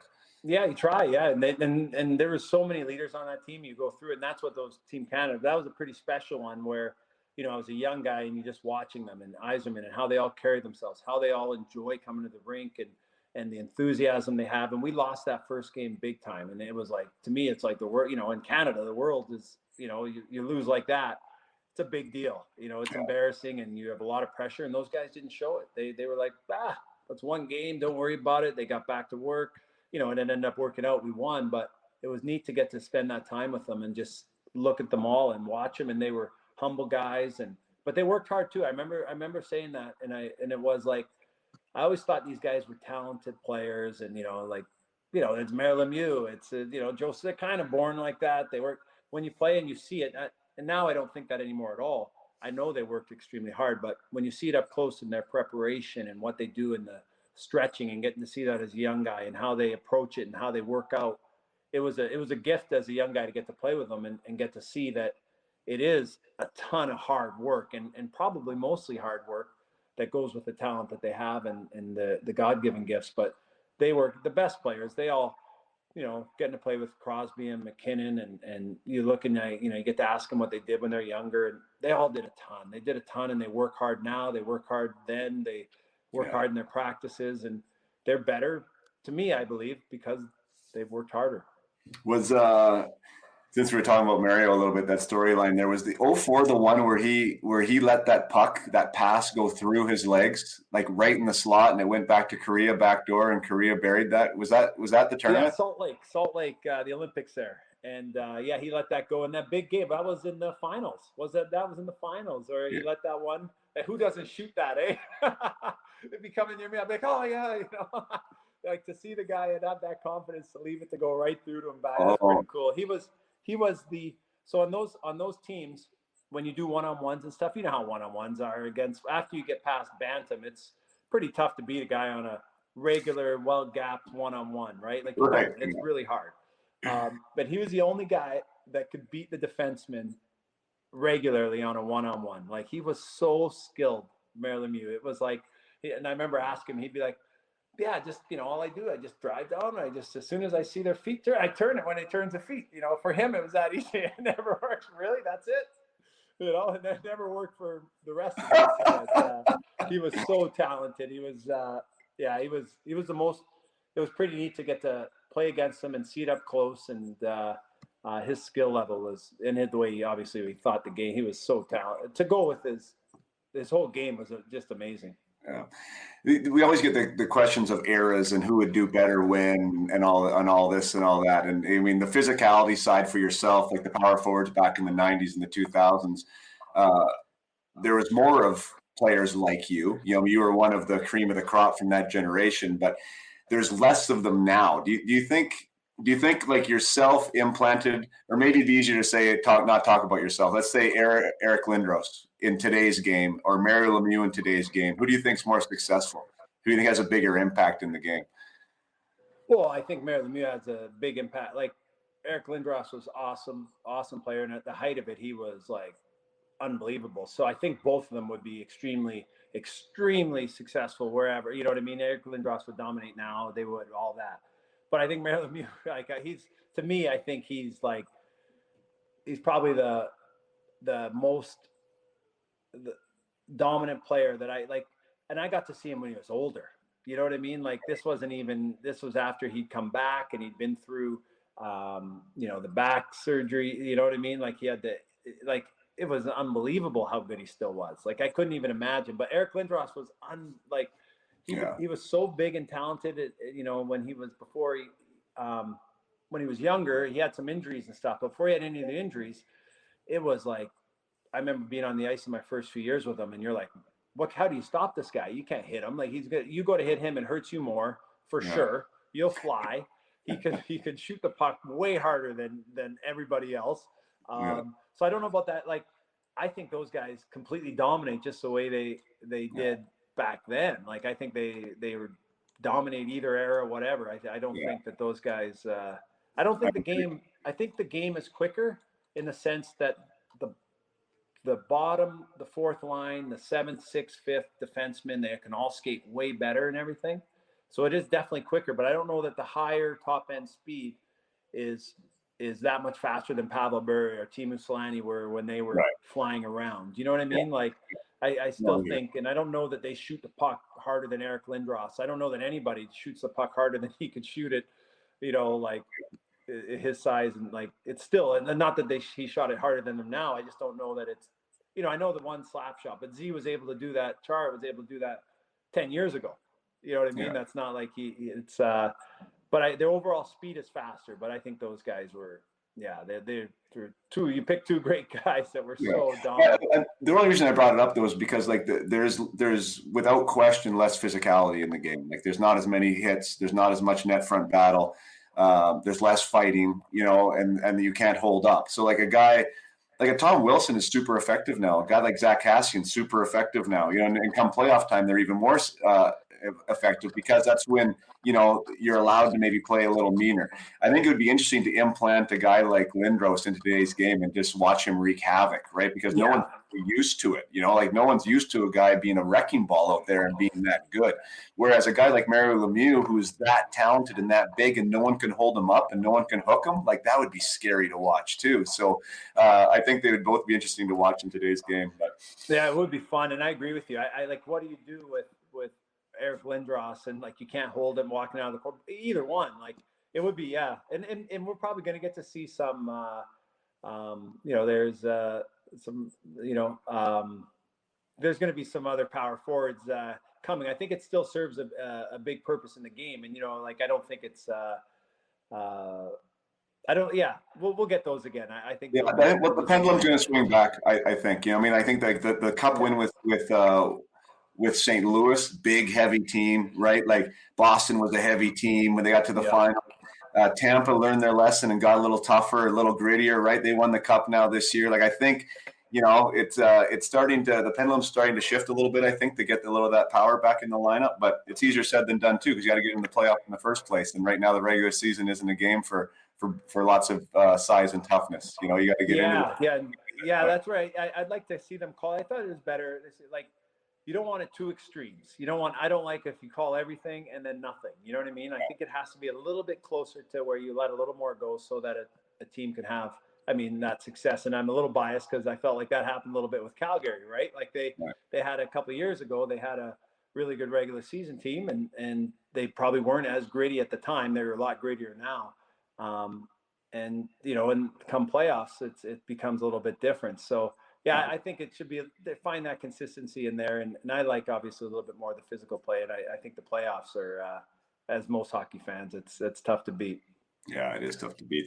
I'm gonna close with something that I think we have to touch on. I know you've been so gracious with your time, and we're already over that 90-minute mark, so we'll let you go. But I want to touch on diversity because it's a huge thing right now. And this year in Stanley Cup playoffs with Matt Dumba and the diversity committee, and the idea that we're stronger together, right? That inclusion is a big part of the NHL. Yourself, with a father from Nigeria and identifying as a person of color, how do you feel, one, your involvement with the game was, I guess maybe would be a good starting point, is did you feel included? Maybe to start there, and then what else can we do moving forward to make sure that we're doing the right things as a collective group? Yeah. So my story, being a young black player and a young minority, growing up in hockey, I knew I was the only pretty much I was aware of it, that I was the only black player on my team, but my teammates, I was very blessed. So it's hard because my story isn't the same as everybody has a different story. Every player has a different story. And a lot of black players had a lot tougher situations than I did, so growing up in Edmonton and St. Albert there, I had great experiences. And there's a couple where, fans, I can think back and one, at a game where people were a little bit offside, not a little bit, I shouldn't say a little bit. I'm thinking two stories at once. One was a kid in a lineup in my first year, 7 years old, my first year of hockey. I can remember where it was, and it was in Alberta, and the kid said, he turned around in the lineup as we were waiting for a concession stand, after the game, and he goes to me, "Well, why are you playing hockey?" And like, I remember telling my mom after, what's, what I mean? Like, and I could tell what he meant, he was 7 years old. And I remember my mom telling me, well, it's what, ignorant and don't worry about it. It's game for everyone. Look at Grant Fuhrer and all that. And it bothered me because I can remember exactly where I was, you know what I mean? But, that was the one. And he was just, he was a kid, and, it wasn't as harsh as what other people have been through. But it obviously got seared in my memory because I literally remember almost pretty much what he looks like. He's at 7 years old, and where I was in the concession in the rink, and it was my first tournament. So all those things. So it does have an imprint for sure. But also, there'd be sometimes at some games where maybe fans, and this is not often, where fans were, maybe saying something inappropriate, and I couldn't hear them. But I would, sometimes I'd find out after, and it's maybe once in hockey, or that I can remember, maybe once in baseball. And then, one of my good friends, his dad would go over and talk, or, go stand by him and talk, or tell him it's inappropriate. He's a big guy. And it meant a lot to me. It was really, really powerful. I've said the story before, but it was really powerful that it wasn't my mom having to go over, or it wasn't my grandpa or my dad, if he was there, that had to go over and stick up for me, or, as a family, because they should do that. And your family's going to. But it was really, really powerful that a teammate's dad did, and that it made it feel like, that I did belong. And that guy was being completely offside and ignorant, and, was wrong, so it was really special. And so I would definitely say if those situations come up and people see things that are inappropriate, if you could still, it goes a long way when another family or another teammate stands up and says something, as opposed to just that family or that teammate. And, it goes, doesn't have to be, he wasn't rude to the guy. I don't even know exactly what he said, but they never ever got it. But that was special, and it was very, very helpful. But as far as I know, there's players who had a lot tougher experiences than I've had. And so I look back, I had amazing experiences in hockey, and my teammates were great to me. And I loved every bit of minor hockey, and, and minor baseball, and all those things. And I was very, very blessed to have a much smoother path than a lot of other kids, and other black kids and other minorities. And so, but I also was really proud of the NHL when they did that in the playoffs and they got together and they stood together and all the players when they had the press conference and they were arm in arm and I love that, and I love that more. They're speaking out, and not just the black players, but all the players. And it's important that it's not just the black players. It's and also to hold more people accountable, and things that are offside in a dressing room, if they're said, the more people like Crosby and Taves and Bergeron and all those guys have spoken up, along with Dumba, Reeves, that they're doing it together, it'll make them all more accountable and make sure that the locker room, and just to each other even, it's a much bigger, there's systemic stuff they have, you have to fix and in society and all that. I do believe that, and I do believe, and I'm supportive of the Black Lives Matters movement. But I think in hockey, I think having all the players step up and talk and talk about it, it makes them more accountable and more aware when things are in the future. If there's things, and I'm sure there will be sometimes that are inappropriate, that are borderline, that shouldn't be in a dressing room, it shouldn't be in a conversations, and the way we treat people, and they'll be more accountable to each other, and also for kids to see that, and that it isn't. But to get more, there's lots of issues, and I'd love to. It's a great game, and want to see the game more accessible to. That people ask me that question: how do you, get more black people playing hockey, black kids playing hockey? And the game does need to grow, and it does need to be more accessible to kids. And so there's so many issues, but it's an important issue, obviously, and one that it's and getting to be involved in hockey and to be a coach and now, and you feel like you just try to make a little bit of difference too, and wherever you can, and trying to make it a better locker room, and kids be more aware of each other and what's appropriate, what's not appropriate, and going back to where we started an hour ago or whatever it was, and trying to treat people the way we want to be treated, and respecting each other. Yeah, no, that's thanks for sharing. That's Kevin Weeks has been on. I've talked to Nathan Lafayette. I've talked to some of my previous teammates, people, teammates of color, and it's really changed the perspective for me of just even thinking about what it was like for them to be in that locker room, which I never thought of that at the time. That this was somehow a different experience for them. Because I never saw anything. That was inappropriate or offside in my 10 years playing. That doesn't mean that nothing ever happened, but I felt that that's one of the sides, and you sharing that, that you said you had a couple of things that definitely that imprinted you, and how powerful that is, right? Like that something at 7 years old from another kid can be that big of an imprint on you and have that effect, that it's worthy of the discussion. So like, thank you for bringing that up, because I don't know. I don't know what else we can do. I know Taves and Crosby and some of these white guys were feeling like, what am I supposed to say? Like, what am I supposed to say? Because I don't really understand. I don't agree with what happens sometimes. I don't really know what to say. And I think the conversations are a big starting point for people who don't understand, and just allowing players to tell their stories and listen with open ears and be empathetic and essentially have a zero tolerance, which is what you said kind of back a little bit, right? It's like, we just can't accept it collectively. Like it's not that you can't accept it, it's that I can't accept it. It's that coach on the other team can't accept it. Like if we hear something, it's just got to be, no, this doesn't happen here, right? This just does not happen. And I think when we get to that spot, that's got to be a safer place for everybody. And then we become more inclusive and it becomes more accessible. Correct? I agree. Yeah. And that's, there's obviously bigger issues and different things in as far as society and growing. But right now in hockey, and what we can impact, and what could Crosby, I thought it was great. And I thought when all those guys, and then, when Bergie and Bergeron and said, they won't be silent, and I think that makes people more accountable in the dressing room when you spend a lot of time together, and you want it to be,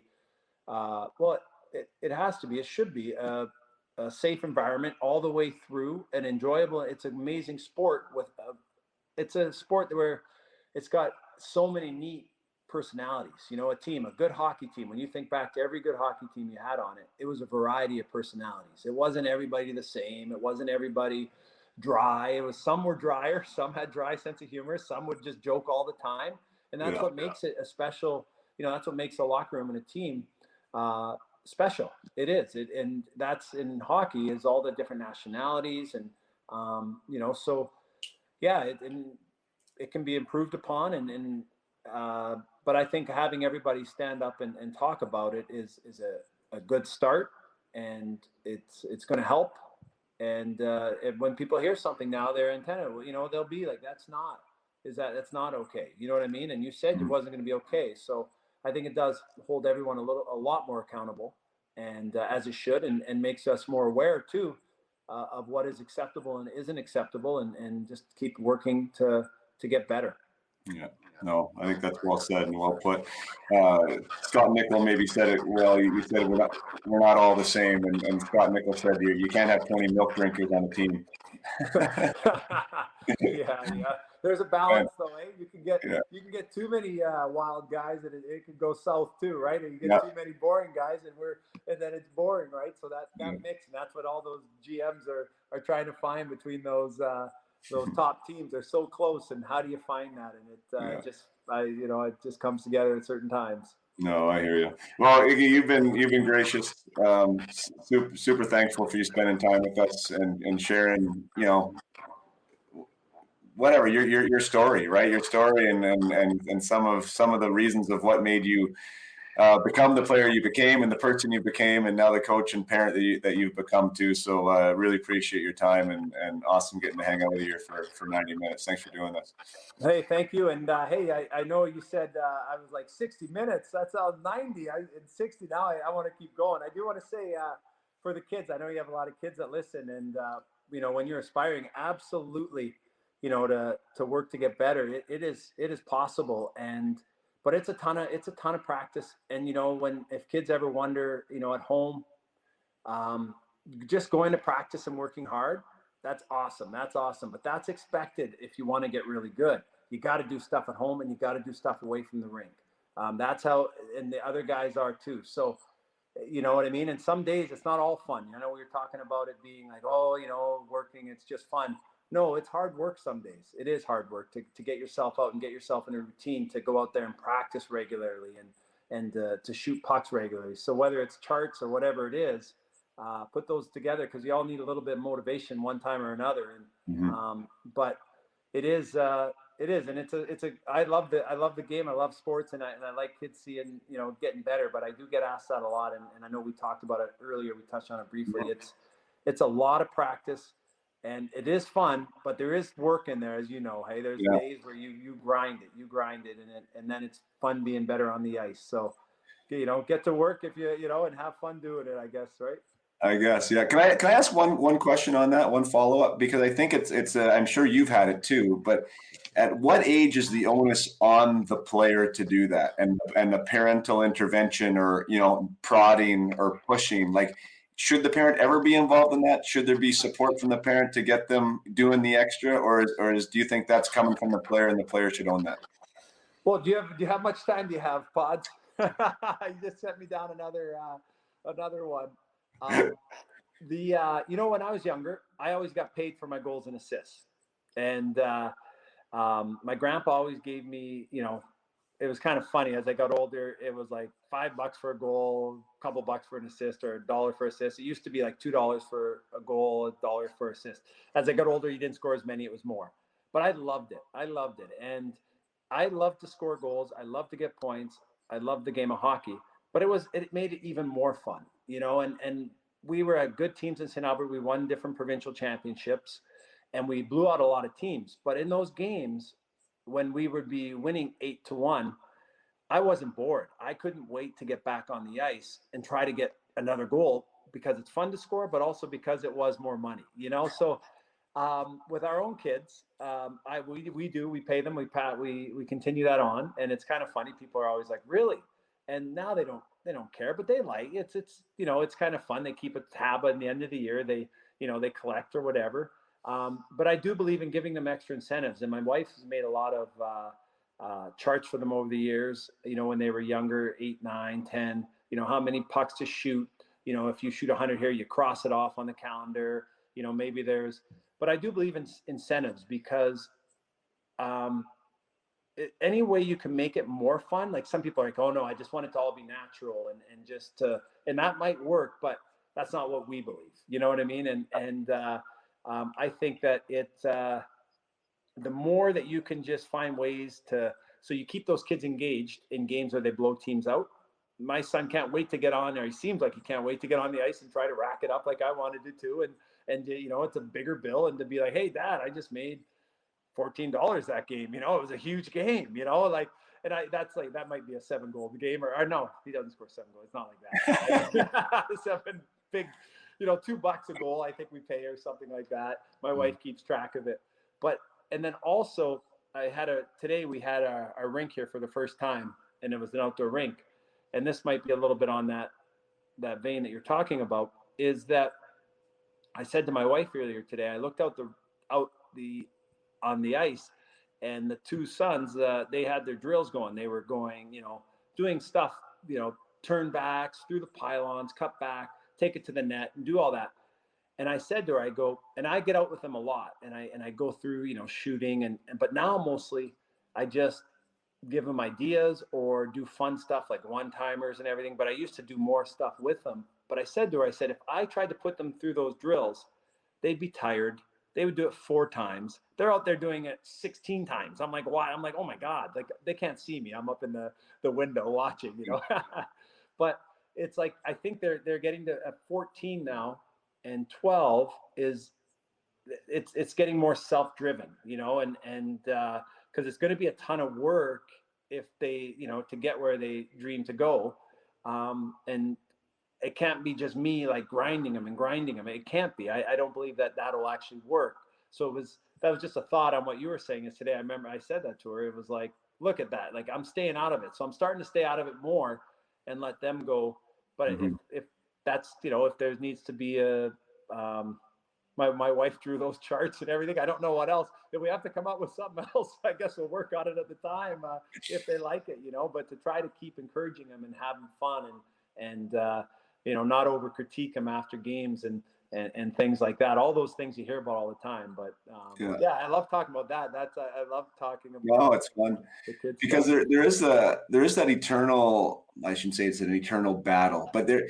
You talk about the external motivator, the extrinsic one, right? The goals, the money, right? And then there's the internal, the intrinsic, right? That this makes me feel good, right? Like, I'm going to be on the ice and I want to get better, right? And I think most of us probably want our kids to do it for themselves, right? Like, they get that internal kind of sense of joy and gratitude and confidence from what they're doing. Like, the actions that they're taking is making them better, but the external part shouldn't be forgotten about. And I think that was a good reminder that there is, as a pro, you get rewarded, extrinsically, you get fame, you get the fame, you get the, you get the fans, you get more money, bigger contract, longer terms. I mean, all these things happen for producing and playing well. So there's external motivators, but if you don't have the internal, I think that's when it just doesn't happen. If you're not internally driven, you're going to have a hard time having success long term, I think. So it's good to find the balance there.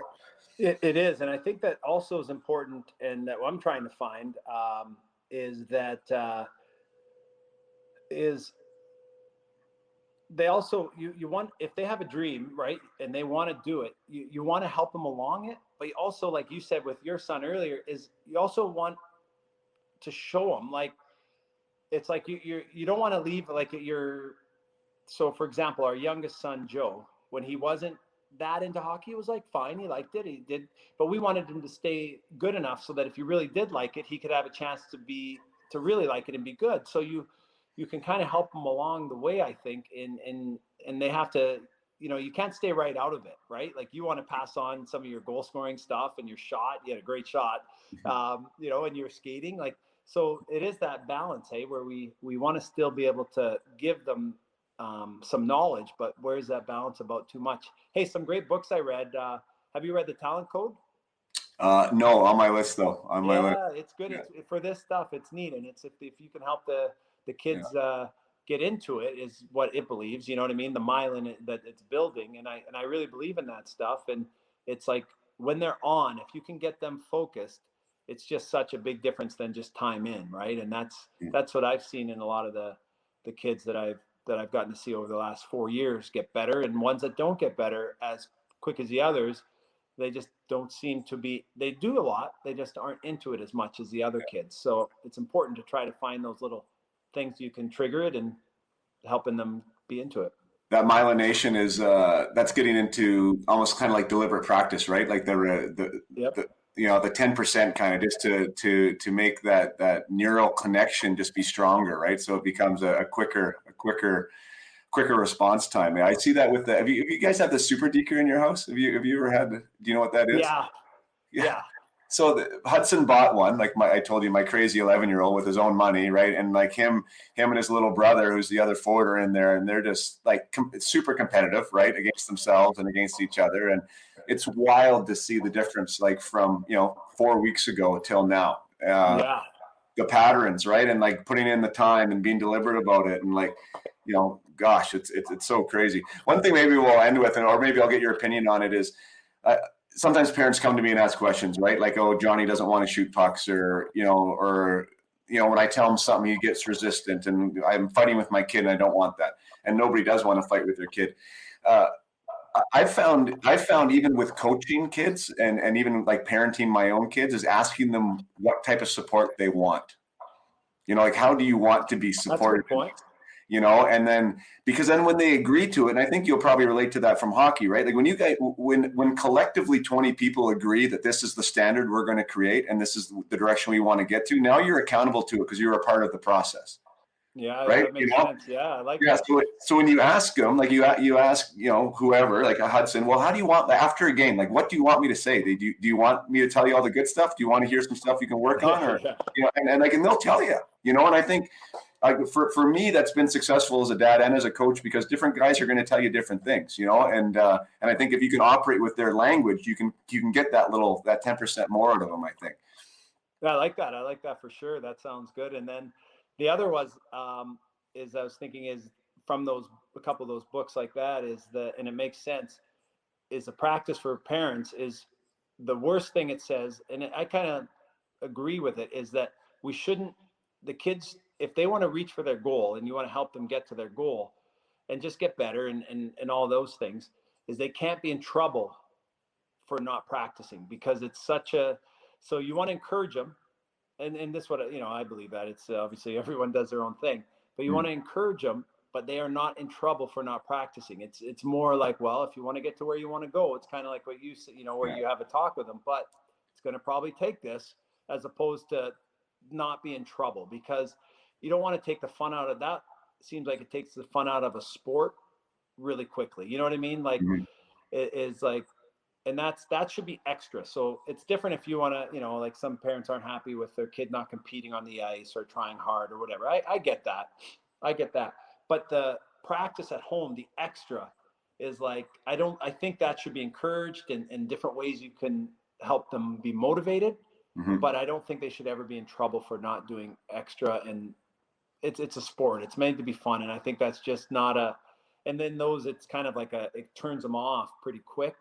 And, you know what I mean? And, and then even they go out, what is it, begrudgingly, to do it, where they just go through the motions. It's not the same. So they're wasting their time, and now you're mad. So I would definitely think to parents, as a coach and stuff, is not to, force them to do it. Isn't it great? It's so fun having kids involved in the game. I've said that on here before. Like, it brings you back to the game with a whole different perspective, right? With a whole different lens of how you see things. And I've loved it, actually. I mean, I think I loved it as much, if not more, helping them and being a part of their journey and what makes them tick and what makes them smile, and helping other kids too. Like, I love the aspect of being a coach. I think it's so rewarding. Like, it's so fun. Yeah, you don't get to compete and live and die like we did. And, it's not our on the ice, but it is theirs, and it's their dreams, right? And you've said that a few times, right? Like, that really, I think, as a coach, and definitely as a parent, that like my job's to support dreams. Like, what are your dreams, man? And like, I want to help you get there, and I'm going to do the best I can to help you. So I know that you're in the same boat there. And again, we'll cut you off because I told you we could do this forever, Iggy. You didn't even believe me. We could keep going, but we'll let you go. I know it's getting close to bedtime there, and your dog probably has to go pee. I hear him barking, so you got to get him out the door. Sounds good. Well, thanks, Pods. It's nice talking to you, man. Thanks for having me on. Yeah, it was great, man. And until next time, we'll have to get you back out in the summer here and go for a round next year. That sounds good. Well, yeah, we'll see you in the summer. Cheers. Thank you so much for listening today to episode 41. And what a conversation with Mr. Jarome Iginla. Iggy, thank you so much. If you happen to listen to this, I really am appreciative of your time. It was funny. We joked about it a little bit during the conversation, if you heard, but before we got on the air over the email leading up to the conversation, Iggy was like, I told him to book, 60 to 90 minutes. And he said, yeah, everything sounds good. But he's like, geez, that sounds like a long time. And which is, the case, right? That's it. I can't believe how long these interviews go. And there is some hesitation from all the guests when I say, 60 to 90 minutes. And then at the end of the 90 minutes, everyone's like, oh my gosh, that went so fast. So that's exactly what happened. My gosh, we ended up going for 2 hours. And it's just, it's easy once you get going, once you reconnect. And with someone like Jarome, who's as authentic and as, approachable as he is and so forthcoming with his opinion, that, geez, you could just keep going. So I really enjoyed that. I really hope you guys got to see a different side of Jarome that maybe you hadn't seen before, and got to hear his opinion and his take on some things that aren't necessarily about the back of the hockey card and, the things that we remember watching on TV, but getting into more of what it's like to be a parent now, and what his experience was like as a black hockey player growing up, and what it's like to, what his grassroots kind of beginning was like, and how his adversity helped crystallize him as a player. And I just really enjoy these, and I really enjoy hearing from someone like Jarome, like that story of him first time on the ice with no socks on and no jersey, and not being able to skate with an afro at the local outdoor rink is just so wild, right? That little 7-year-old kid who was had somebody chirping him for why you playing this sport turns out to be a Hall of Famer. And most people have humble beginnings, and you never know where you're going to end up. So I think that's an amazing takeaway from this. And another amazing takeaway for me is, my goodness, never be too big for anyone else. If there's anyone who's entitled to have a little bit of a pretentiousness to them, it would be somebody like Jarome, 20 seasons in the league, Maurice Richard Trophy winner, 6-time All-Star, 2-time gold medalist, 600 goals. The list goes on and on and on. And this guy is just a jewel of a human. I think he reminds himself daily about what it means to be appreciative and grateful. I know his faith, that we touched on it a little bit, is a big part of that. And, character's king. So pick your role models wisely. I believe Jarome Iginla is one that can be a role model for everybody. And I guess we'll leave you with that. So continue to play hard and keep your head up, everybody. Cheers.